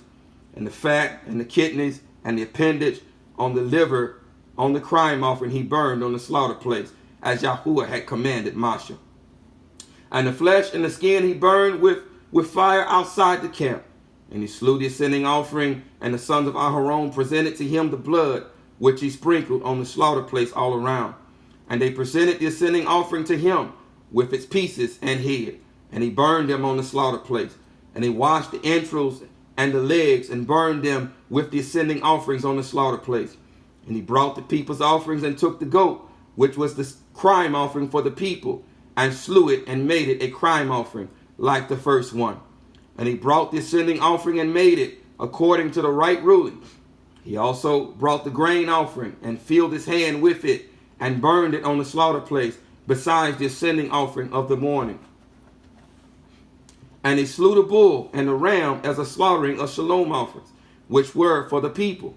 And Aaron's sons presented to him the blood which he sprinkled on the slaughter place all around, and the fat from the bull and the ram, the fat tail, and the covering, and the kidneys, and the appendage on the liver. And they placed the fat on the beast, and he burned the fat on the slaughter place. But the beast in the right thigh Aharon waved as a crime offering, as a wave offering rather, before Yahuwah, as Moshe had commanded. Aharon then lifted up his hand towards the people and baruched them, and came down from making the crime offering, and the ascending offering, and the shalom offering. And Moshe and Aharon went into the tent of appointment, the tent, the booth, the sukkah of appointment, and came out and baruched the people. And the esteem of Yahuwah appeared to all the people, and fire came out from before Yahuwah, and consumed the ascending offering and the fat on the slaughter place. When? On the last great day, on the 8th day, on the last great day. And all the people saw and cried aloud, and fell on their faces. And fell on their faces. Barak Yahuwah. Barak Yahuwah. I'm looking at another precept here to see if I need to. Yeah, I need to read this. I need to read this. Exodus chapter 28. Exodus chapter 28. It's been said here that the reason that the Kohanim during the dedication of the dwelling place, the tent, the sukkah, the booth, and the dwelling place, had to remain in the door of it, because they were one and the same as it. They were synonymous with the dwelling place, with the tent, with the booth, with the sukkah of Yahuwah. They were one with it. Yes, they were. Yes, we are. We are one and the same as it. And so, in continuing to build this case, let's look at Exodus chapter 28. Exodus chapter 28, beginning at verse 1. And you bring near Aharon your brother and his sons with him from among the sons of Yashar'al, for serving as priests, Kahan, to me. Aharon, Nadab, and Abihu, Al-Azar, and Ithamar, the sons of Aharon. And you shall make Kadush garments for Aharon, your brother, for esteem and for comeliness. And you speak to all the Kakam of heart, whom I have filled with a ruach of wisdom of Kakma, and they shall make the garments of Aharon to place to separate him, for him to serve as Kahan to me. And these are the garments which they make: a breastplate, a shoulder garment, a robe, an embroidered long shirt, a turban, and a girdle. And they shall make Kadush garments for Aharon your brother and his sons, for him to serve as Kahan to me. And they shall take the gold and the blue, listen here, and they shall take the gold and the blue and the purple and the scarlet material. And they shall take the gold and the blue and the purple and the scarlet material and the fine linen, and shall make the shoulder garment of gold, of blue and purple and scarlet material, and fine woven linen, the work of a skilled workman. These are the garments of the Kohanim. It is to have 2 shoulder pieces joined at its 2 edges, and so it is joined together. An embroidered band of the shoulder garment which is on it is of the same workmanship, made of gold, of blue and purple and scarlet material, and fine woven linen. And you shall make 2 shuham stones, and engrave on them the names of the sons of Yashar'al, 6 of their names on 1 stone, and the remaining 6 names on the other stone, according to their birth, with the work of an engraver in stone, like the engravings of a signet, engraved the two stones with the names of the sons of YAHUAH'S. Set them in settings of gold, and you shall put the two stones on the shoulder pieces of the shoulder garment as stones of remembrance for the sons of YAHUAH'S. And so every time Aharon went into the presence of Yahuwah in the most kadosh place, wearing that breastplate, he took the sons of YAHUAH'S with him.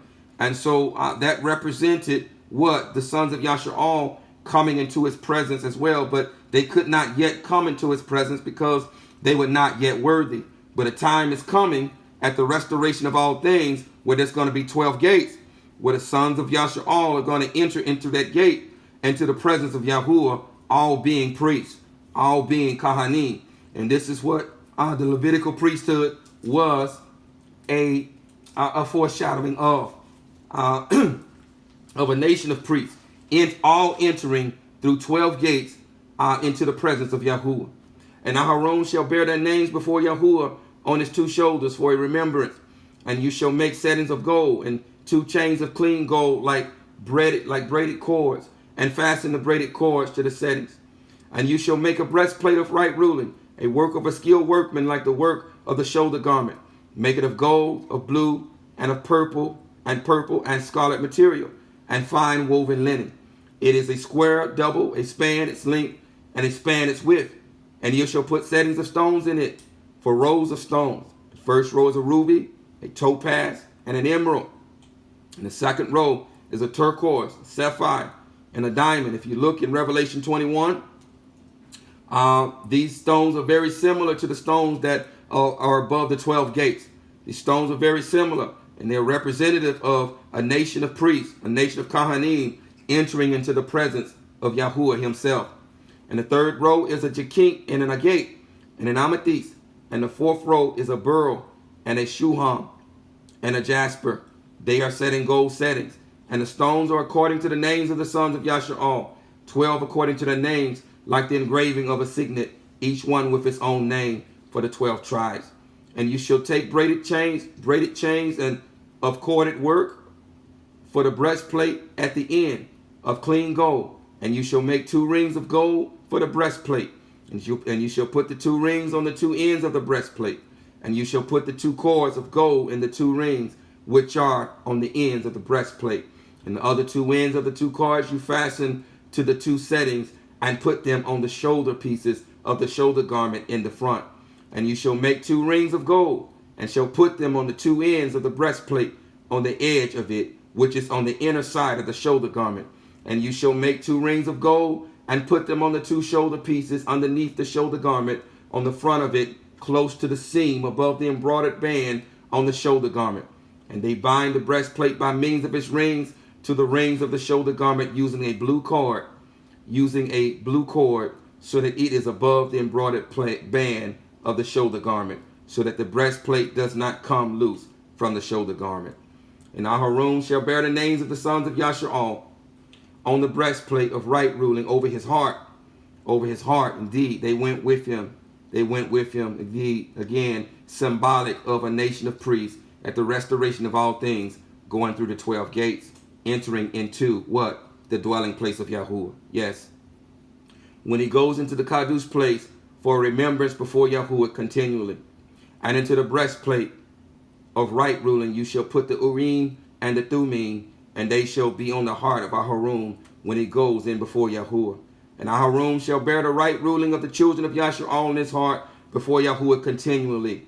And you shall make the robe of the shoulder garment of all blue, and the opening for its head shall be in the middle of it, a woven binding all around its opening, like the opening in a scaled armor, so that it does not tear. And on its hem you shall make pomegranates of blue and of purple and of scarlet material all around its hem, and bells of gold between them all. Between them all. Exodus Shemot chapter 36. Exodus Shemot chapter 36. Exodus chapter 36 verses 8 through 11. Exodus chapter 36 verses 8 through 11. Then all the cockum-hearted ones among them who worked on the dwelling place, made 10 curtains woven of linen and blue and purple and scarlet material. Indeed, the dwelling place was made of blue, purple, and scarlet material. The priests, the Kohanim's garments was made of blue, purple, and scarlet material because they were one and the same. They were one and the same. We are the dwelling place.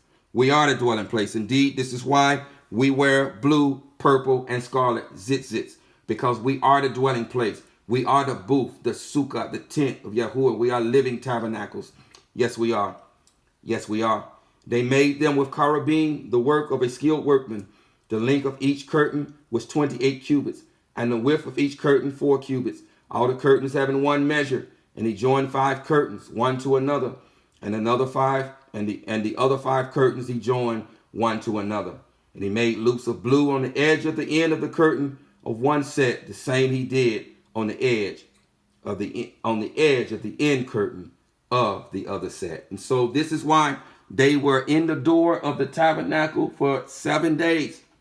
For 7 days, as the tabernacle was being dedicated, because we are one and the same with the tabernacle. We are the tabernacle. We are the tabernacle. We are his booth.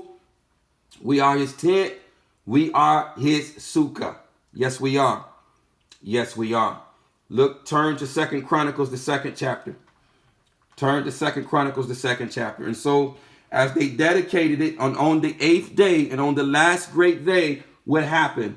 Fire came down and the presence of Yahuwah appeared to all. Yahuwah appeared to all on the last great day, on the 8th day. This is going to make sense as we round about and conclude this teaching. This is going to make sense that Yahuwah appeared to all on the 8th day, on the last great day. Let's look at 2 Chronicles now, chapter 7, verses 1 through 11. And when Shalomah had ended praying, listen, fire came down from Shamayim and consumed the ascending offering and the slaughterings. And the esteem of Yahuwah filled the house. Filled what house? The tent, the booth, the sukkah. Yes. But at this point, it was the house that Shalomah had built, but it was still a tent, a booth, and a sukkah. Yes, it was. Yes, it was. And the esteem of Yahuwah did what? Filled the house.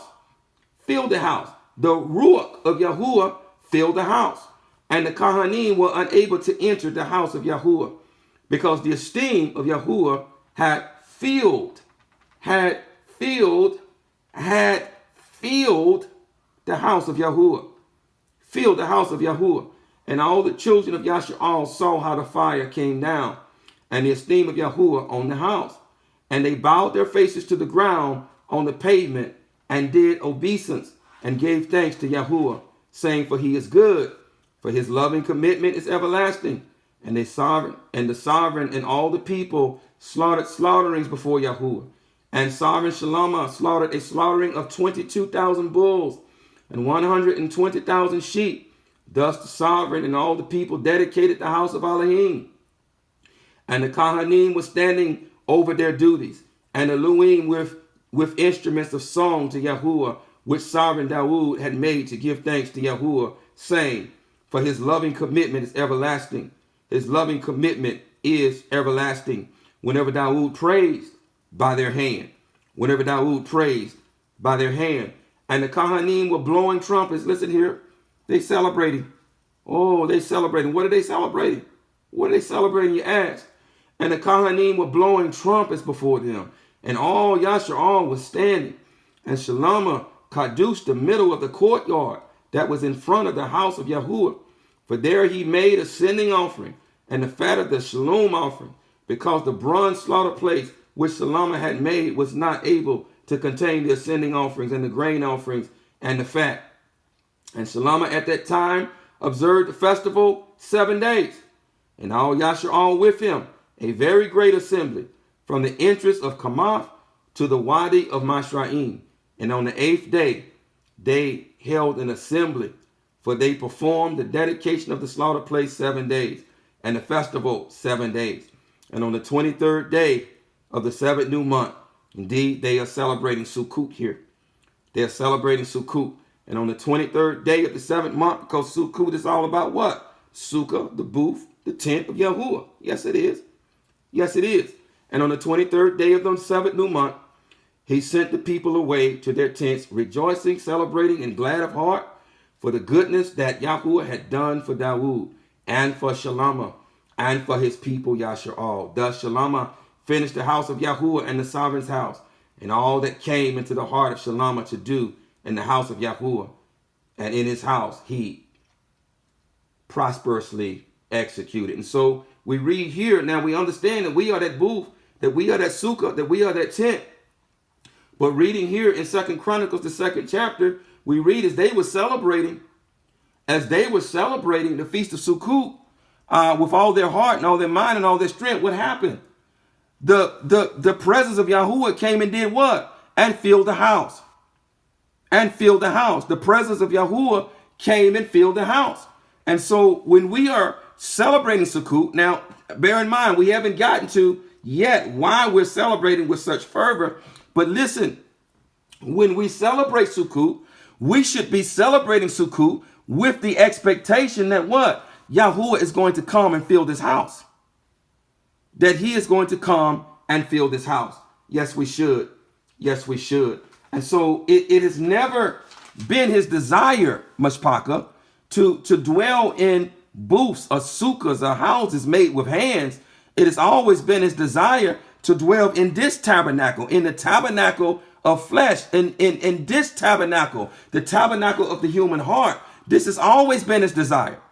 And so just like his Ruach came and filled that house when it was dedicated on Sukut, as they celebrated and rejoiced, he wants to fill this house on Sukut as we celebrate and rejoice. As we read Acts now, chapter 7, verse 44 through 58. Acts chapter 7, verse 44 through 51. Acts chapter 7, verse 44, beginning at verse 44 through verse 51, it reads, listen, the tent, the booth, the sukkah of witness was with our fathers in the wilderness, as he appointed, instructing Moshe to make it according to the pattern that he had seen, which our fathers, having received in turn, also brought with Yahusha into the land possessed by the nations, whom Elohim drove out before the face of our fathers unto the days of Dawood, who found favor before Elohim, and asked to find a dwelling place for the Elohim of Yaqub. But Shalomah built him a house. However, Al Ayun does not dwell in dwellings made with hands. As the Nabi says, the Shamayim is my throne, and the earth is my footstool. What house shall you build for me, says Yahuwah, or what is the place of my rest? Has my hand not made all these? You stiff-necked and uncircumcised of heart and ears, you always resist the Kadush Ruach. As your fathers did, you also do. And so part of Sukut is understanding that he doesn't desire to dwell in a building made with hands. Part of Sukut is understanding that sukkah, that booth that we're going to erect and live in is a representation of the temporary state of the flesh, a temporary state of this flesh, because a tent, a booth, a sukkah is temporary. When we erect these booths, they're temporary. And so they are mere representations of the temporary state of the flesh. He don't want to dwell in that. He wants to dwell in this. He wants to dwell in this. And so when we're celebrating, we should be celebrating in anticipation, and we should be calling him and inviting him to dwell in these sukkahs, in the sukkah of the human heart. Yes, we should. Yes, we should. 2 Corinthians chapter 6. 2 Corinthians chapter 6, verse 14 through 18. 2 Corinthians chapter 6, verse 14 through 18. Do not become an evening yoke with unbelievers. For what partnership is righteousness and lawlessness? And what fellowship has light with darkness? And what agreement has Mashiach with wickedness or Belial? Or what part does a believer have with an unbeliever? And what union has the dwelling place?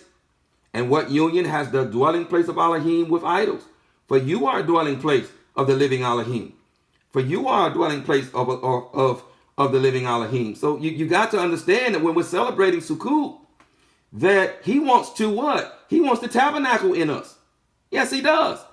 He wants to tabernacle in us.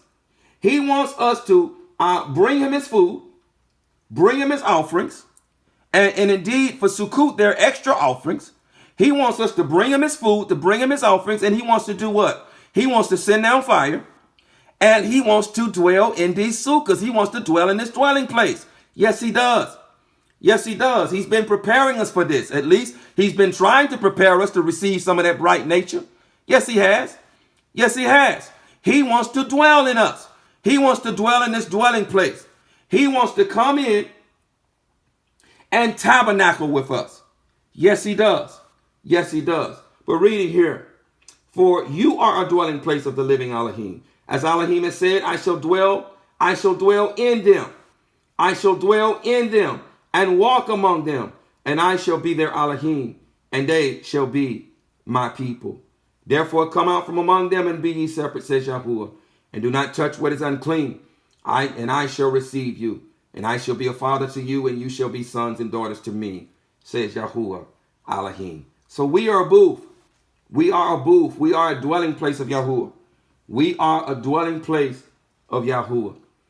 We are a dwelling place of Yahuwah. So I had to introduce that aspect of Sukut so that you're also coming to Sukut with expectation. With expectation of Yahuwah coming and doing what? And tabernacling in us. And tabernacling in us. As it reads here, I shall dwell in them. I shall dwell in them and walk among them, and I shall be their Elohim, and they shall be my people. So we are one and the same as his booth, as his tabernacle, as his tent. We are synonymous with that. It's never been about a building made with hands. He never wanted that. He's always wanted to dwell in us. He's always wanted to dwell in these tabernacles, in these booths, and these sukkahs. And so I had to give you that aspect. But now let's take a deeper look. Let's look at what we are celebrating a little deeper. Let's look at what we are celebrating just a little deeper. We're almost done. We're almost done now. Let's take a little deeper look at what it is that we're celebrating and why we are celebrating it. Let's look now at Zechariah the 14th chapter. Zechariah the 14th chapter.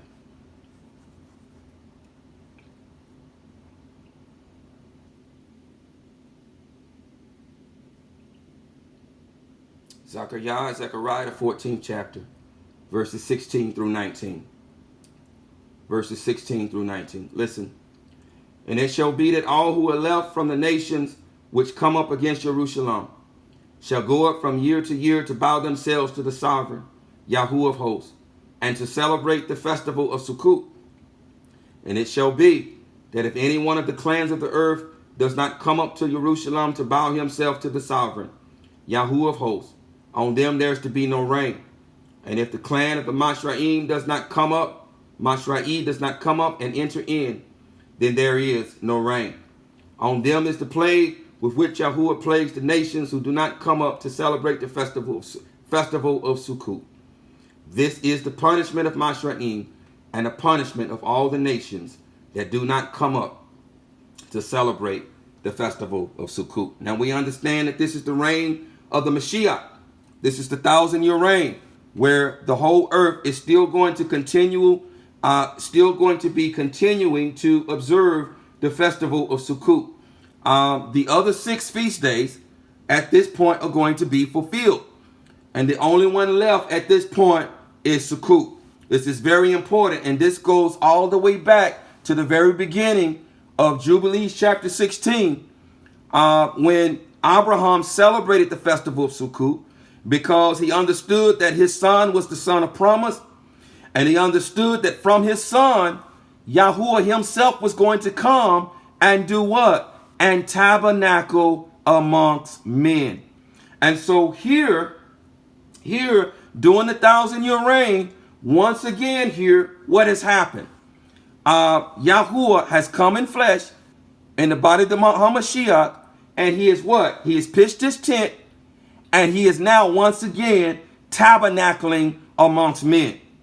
He is tabernacling amongst men. And so, yes, we are celebrating and we're looking forward to the millennial reign. We're celebrating and we're looking forward to the millennial reign when Yahuwah is going to come in the person of Yahusha, and he's going to pitch his tent amongst men again, and he's going to tabernacle amongst us for 1,000 years. He's going to tabernacle amongst us for 1,000 years. And so we look forward to that. Yes, we do. We look forward to that. Indeed, he's doing it again, as we read here in John, the first chapter, verse 14, when it reads here, and the word became flesh and did what? And pitched his tent, Sukut, among us, and we saw his esteem as the only brought forth of a father, complete in favor and truth. Complete in favor and truth. And so he's going to do it again. He's going to do it again. He's going to pitch his tent amongst mankind, amongst the remnant of mankind, and amongst his first fruit. And he's going to tabernacle with us for 1,000 years. And thus, the Feast of Tabernacle is going to be celebrated during the millennial reign. It's not the only one. The new months are going to be celebrated because time has not yet run out, and Shabbat days are going to be celebrated during the millennial reign. But he's coming to tabernacle for 1,000 years. And so we who look for his return, who long for his return, we celebrate. We celebrate and looking forward to the millennial reign when he's returning to do what? To tabernacle with us, to dwell with us, to tabernacle with us. But is that it? Is that it? And so as the living Torah will be made flesh again. The living Torah will be made flesh again during his 1,000-year reign, and once again place his sukkah, his body amongst us, and he's going to dwell with us, a tabernacle with us for 1,000 years. For 1,000 years. Yes, the body is a sukkah. The body is a tent, as we read here in 2 Corinthians, the 5th chapter and verse 1. And this adds credence to the fact that, yes, we are his tent. We are his booth. We are his sukkah. Reading here in 2 Corinthians, the 5th chapter, verse 1. For we know that if the tent, the sukkah, the booth, the sukkah, the tabernacle of our earthly house is destroyed, we have a building from Elohim, a house not made with hands, everlasting in the Shamayim. Everlasting in the Shamayim. And so we understand again that all the feast days are going to be fulfilled. 6 of them are going to be fulfilled in Mashiach's reign. The only one that is not going to be fulfilled is Sakut and the new months, and is Sukut and Shabbat and the new months. These are the only ones that are not going to be fulfilled. And so we have a partial understanding now as to why Sukut won't be fulfilled. And we've already spoken. I was already spoken to be about Shabbat and the new month, so I'm not going to get into that. I'm not going to get into that. But Sukut is going to still be celebrated during the 1,000-year reign because he is going to tabernacle with us. And the Shabbat is going to be celebrated because the Shabbat is eternal. The Shabbat will never end. The Shabbat is eternal. And the new months are going to still be celebrated because we're still going to be in the realm of time. Time has not yet run out. We're talking about the 1,000-year millennial reign that's going to begin at the 7,000th year. And it's going to last for 1,000 years until when? Until the last great day. Until the last great day. Until the last great day. And so as we read here, as a precept to that, in Isaiah the 66th chapter, verses 22 through 24. Isaiah the 66th chapter, verses 22 through 24. For as the new Shamayim and the new earth that I make stand before me, declares Yahuwah, so your seed and your name shall stand. And it shall be that from new month to new month, and from Shabbat to Shabbat, all flesh shall come to worship before me, declares Yahuwah. And they shall go forth and look upon the corpses of the men who have transgressed against me. For their worm shall not die, and their fire not be quenched. And they shall be repulsive to all flesh. To all flesh. And so the only way we're going to have months is because we're still going to be during the realm of time. Time is still going to be going on during the millennial reign. But after the millennial reign and the last great day, time is going to cease. Time is going to cease, and there will be a new Shamayim and a new Aratz. Time is going to cease. Time is going to cease. And we understand that in accordance with Genesis, the first chapter, verses 14 through 18, I'm not going to read it, but Yahuwah has placed the sun and the moon and the stars to do what? So that they would be for signs and appointed times and days and years and days and years. And so the sun and the moon and the stars are still going to be present in the millennial reign. And so this is still going to be time. This is not yet eternity. And so there's still going to be new months. We're still going to be celebrating Shabbat days. And as we just read, the nations are still going to be celebrating Sukut, because Yahuwah is once again going to tabernacle amongst men in the person of Yahusha. In the person of Yahusha. And this is why Abraham indeed celebrated it, because he understood that through his son that Yahuwah was going to come and tabernacle amongst men. And tabernacle amongst men. So let's continue. Let's take a look at Revelation 21. Let's take a look at Revelation 21. And now let's look at the last great day. Let's look at the last great day, which is the last great day of Sukut, the 8th day. The 1,000 years now have ended. And let's look at the last great day, and let's gain an understanding of what it is that we're looking forward to. So we're looking beyond the millennial reign. Are we looking forward to seeing the face of the Messiah? Yes, we are. And reigning with him for 1,000 years? Yes, we are. That's worth celebrating. And we're going to celebrate like we've lost our minds, but we're celebrating something else. We're also celebrating something else. We're celebrating eternity. We're celebrating the last great day. We're celebrating eternity. Revelation chapter 21, beginning at verse 1. And I saw a renewed Shamayim and a renewed earth. For the former Shamayim and the former earth had passed away, and the sea is no more. And I, Yahuchanan, saw the Kadush city, renewed Jerusalem, coming down out of the Shamayim from Elohim, prepared as a bride adorned for her husband. And I heard a loud voice from the Shamayim saying, listen, see, the booth, the sukkah, the tent of Elohim is with men. Is with men. This is what we're celebrating. This is what we're looking forward to. We're not only looking forward to him pitching his tent during the millennial reign and tabernacling with us, but we're looking forward to him coming down in fullness. Yahuwah coming. See, we're not going to see Yahuwah in fullness until the last great day. As it mentioned there on the last great day, when the presence of Yahuwah came, when we're talking about the dedication of both the tent of witness in the wilderness, and when Shalom dedicated the house, and on the last great day, the presence of Yahuwah came, fire came down. On the last great day, this is what this represents. On the last great day, this is when we're going to see Yahuwah in fullness. Yahusha is not Yahuwah in fullness. No man can see Yahuwah and live.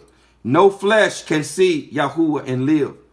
But on the last great day, we're going to see him as he is. Why? Because we're going to be like him. We're going to be like him throughout eternity. When he makes his booth amongst men and he dwells in you and I, when he dwells in these booths in fullness, do you understand that only he is eternal? And in order for us to live eternally, do you not understand that he must dwell in us in fullness? For us to live eternally, the all-existent one, the eternal one, must dwell in us in fullness. This is the last great day, when we have his full bright nature, when we look just like our daddy, when we see him as he is, when the booth of Yahuwah comes down. This is what we're looking forward to. This is what we're celebrating. Not only the millennial reign, but we're celebrating this. Like we've lost our proverbial minds. Like we, Barak Yahuwah, like we are the redeemed. Like we are the redeemed of Yahuwah. Celebrating like we've lost our proverbial minds. So it reads here It reads here, and I, Yahuchanan, saw the Kadu city renewed, Jerusalem, coming down out of the Shamayim from Elohim, prepared as a bride adorned for a husband. And I heard a loud voice from the Shamayim saying, see, the booth of Elohim, the booth, the sukkah, the tent of Elohim is with men, and he shall dwell with them. And he shall dwell with them. He is the booth. He is the dwelling place. And he's going to be one with us. He is going to be one with us, with this booth. That's the only way that we're going to be able to live eternally, is if he's dwelling in these booths in fullness. In fullness. And we're going to see him as he is. As he is. And they shall be his people. And they shall be his people. And Elohim himself shall be with them and be their Elohim. This is after the 1,000 years. This is the last great day. This is eternity. This is eternity. This is what we're celebrating. Eternity. Eternity. Yahuwah dwelling with us in fullness, and us seeing him as he is. Not in the person of Yahusha, but seeing him as he is and dwelling with him, tabernacling with him throughout eternity. And Elohim shall wipe away every tear from their eyes, and there shall be no more death, no mourning, nor crying. This is what we're celebrating. This is what we're celebrating. And there shall be no more pain, for the former matters have passed away. And he who was sitting on the throne said, see, I make all matters new. And he said to me, write up right, for these words are true and trustworthy. And he said to me, it is done. I am the Laf and the Tam, the beginning and the end, the everlasting covenant. To the one who thirsts, I shall give of the fountain of the water of life without payment. The one who overcomes shall inherit all this, and I shall be his Elohim, and he shall be my son. And he shall be my son. Now you'll note here, he doesn't say anything about daughters. He doesn't say anything about daughters. No, because he's going to have only sons. If you can wrap your mind around this, he's only going to have sons because only his sons are priests. Only his sons are Kahanim. And only sons can enter into his presence and serve him as Kahanim. So only sons are going to enter, woman. You're no longer going to be a woman. He's only going to have sons. And there's going to be no more marrying or giving away in marriage. This is what Yahushua is talking about. He wasn't talking about the millennial reign. He was talking about the restoration of all things, when there's not going to be any marrying or giving away in marriage, because we're going to be like the messengers. We're going to be like the messengers. This is the restoration of all things. Of all things. But as for the cowardly and untrustworthy and abominable and murderers and those who whore and drug sorcerers and idolaters and all the false, their part is in a lake which burns with fire and sulfur, which is the second death. One of the 7 messengers who held the 7 bowls filled with the 7 last plagues came to me and spoke with me, saying, come, and I shall show you the bride, the Lamb's wife. And he carried me away in the Ruach to a great and high mountain, and showed me the great city, the Kadush Jerusalem, descending out of the Shamayim from Elohim, having the esteem of Elohim, and her light was like the most precious stone, like a jasper stone, clear as crystal, and having a great and high wall, having 12 gates, and at the gates 12 messengers, and names written on them, which are those of the 12 tribes of the children of Yasha'al. 3 gates on the east, 3 gates on the north, 3 gates on the south, and 3 gates on the west. And the wall of the city had 12 foundations, and on them were the names of the 12 emissaries of the Lamb. And he spoke with me, and he who spoke with me had a golden measuring rod. He measured the city and its gates and its wall. And the city lies 4-cornered, and its length as great as its breadth. And he measured the city with the rod 12,000 stadia. The length and the breadth and the height of it are equal. And he measured its wall 144 forearms, according to the measure of a man. This is 216 foot tall. 216 foot tall. The restoration of all things. Our Father is not small. His children won't be small at the restoration of all things, according to the measure of a man, which is 216 feet tall. That is, of a messenger. And the structure of its wall was jasper. And the city was clean, like clear glass. And the foundation of the wall of the city were adorned with all kinds of precious stones. The first foundation jasper, the second sapphire, the third agate, the fourth emerald, the fifth sardonyx, the sixth ruby, the seventh chrysolite, the eighth beryl, the ninth topaz, the 10th chrysoprase, the 11th jacinth, and the 12th amethyst, reminiscent of the 12 stones on the breastplate of a Kohanim, because entering the gate, only priests can enter. Only a nation of priests can enter. That's all that's going to enter is priests. If he's a priest, if he's Melchizedek, then his children are priests. And only priests are going to be able to enter into his presence. And the 12 gates were 12 pearls. Each one of the gates was a single pearl. And the street of the city was clean gold, like transparent glass. And I saw no dwelling place in it. And I saw no dwelling place in it. For Yahuwah Al Shaddai is its dwelling place. And the Lamb, him and us and him. Us and him and us in fullness. Him and us in fullness. He must dwell in us in fullness. If he isn't in us in fullness, then we cannot have eternal life. He is the only eternal being.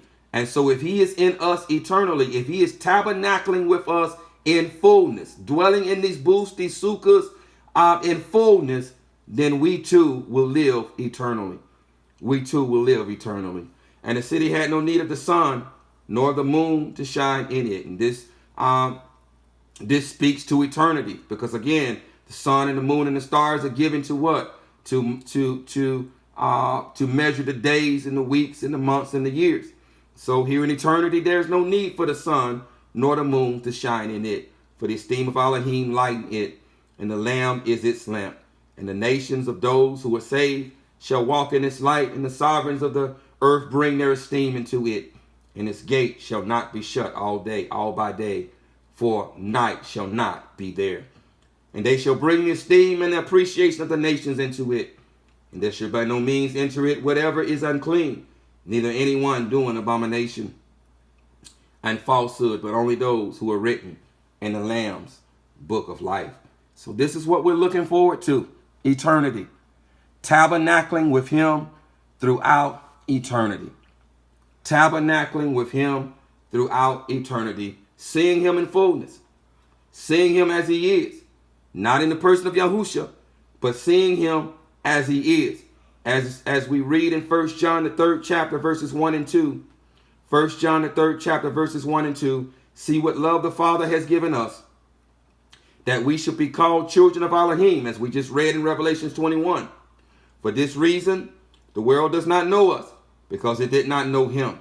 Beloved ones, now we are children of Elohim, and it has not yet been revealed what we shall be.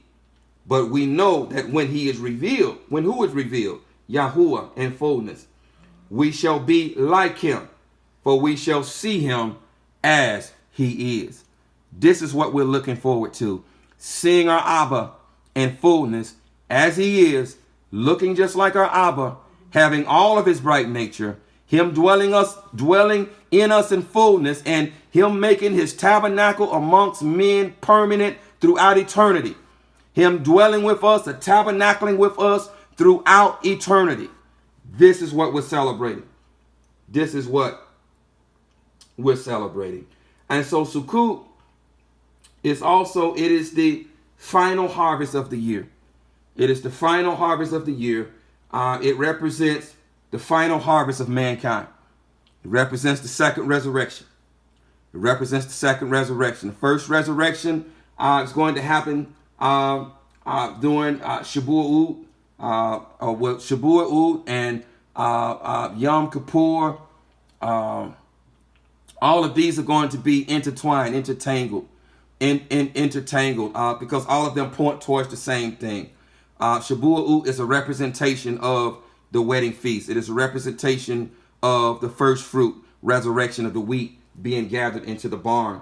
And so, but the Feast of Tabernacles is a representation of the final harvest. It is a representation of the final resurrection, of the second resurrection.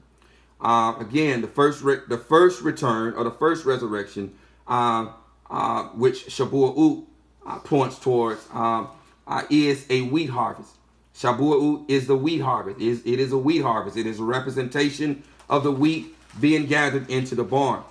It represents the outpouring of the Ruach HaKodesh, because the Ruach HaKodesh was first poured out during Shabua'ut over 2,000 years ago, as they say. It represents the outpouring of the Ruach, and it is a wheat harvest. Sukut is also a wheat harvest. Sukut is the final wheat harvest of the year. It too is a wheat harvest. Indeed, listen, only the wheat will enter in. Only the wheat are going to enter in. And so Sukut represents Yahuwah pouring out his Ruach in fullness. We say in fullness now, but this is not fullness, because these bodies cannot handle his Ruach in fullness. But Sukut represents him tabernacling with us in fullness, because he must tabernacle with us in fullness in order for us to live eternally.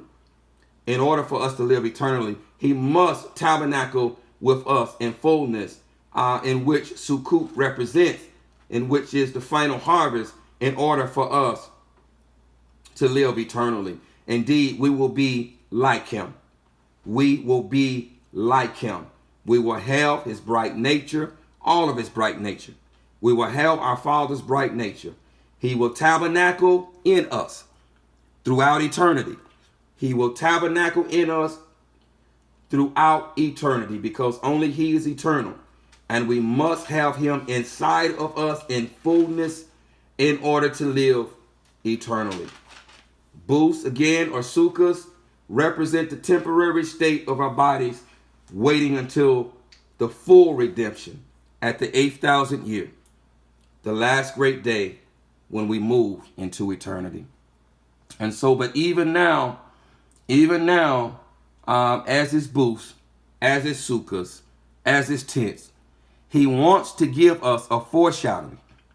He wants to give us a taste, a down payment of what we're going to receive throughout eternity.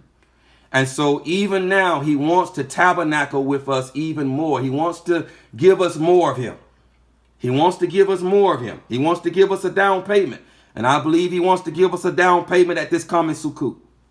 And so, as is requisite for Sukut, as there are many offerings required at Sukut, and we are to celebrate like we've lost our proverbial minds, and now we understand what we're celebrating and why we're celebrating. But as we're celebrating like we've lost our proverbial minds, we need to be there with anticipation, with expectancy that he is going to send some of that bright nature to come in and tabernacle with us and dwell with us, because indeed, this is what he wants. This is what it's all about. He wants to tabernacle with his children. He wants to live with his children. This is what he wants. This is what it's all about. This is what it's always been about. Him tabernacling with his people. And this is what we're going to celebrate. And so for you on YouTube, if you don't have the dates, indeed, it's important that you have the correct dates, and it's important that you're also on the correct calendar, because that too is part of this process, and that too is part of ensuring that you are indeed on the ancient path. And so the dates for Sukut this year will begin at sunrise on 10/3/19, and again, that's a Shabbat day, and it will end at sundown on 10/10/19, and that too is a Shabbat day. Thank you, Abba, for teaching us. Thank you for opening up our understanding. Thank you for bringing us back to the ancient path. It is my prayer that as we celebrate Sukut, Abba, as we celebrate it, that we celebrate it with fervor, that we celebrate it like we've lost our proverbial minds, understanding now what we're celebrating, why we're celebrating it, what it's pointing towards, and celebrating it with anticipation that you're going to send down fire, that you're going to receive our offerings, and that you are going to come and tabernacle with us, that you are going to dwell in us, that you are going to dwell amongst us, and that you are going to give us some of your bright nature during this final season, so that we are prepared to go amongst the nations, to teach your children the ancient path, to draw them out of darkness into your marvelous light, to bring them back to the ancient path, back to the way everlasting, so that they too will live. I pray that, Abba, that this teaching has sunk down deep into the hearts of your children. I pray that not a single word fell by the wayside, not a single seed fell amongst thorns, and not a single seed fell on stony ground, but that this seed fell on fertile soil, fertilized soil, such that afterwards you would come through with your living water to water that seed, so that it grows up to become a mighty tree, producing the fruit that leads to everlasting life. Let not one single word that has come from the mouth of your servant, let it not fall void to the ground, but let it accomplish that which it has been sent forth to do. In the Basham of Yahushua HaMashiach, so be it, so be it, so be it. So be it.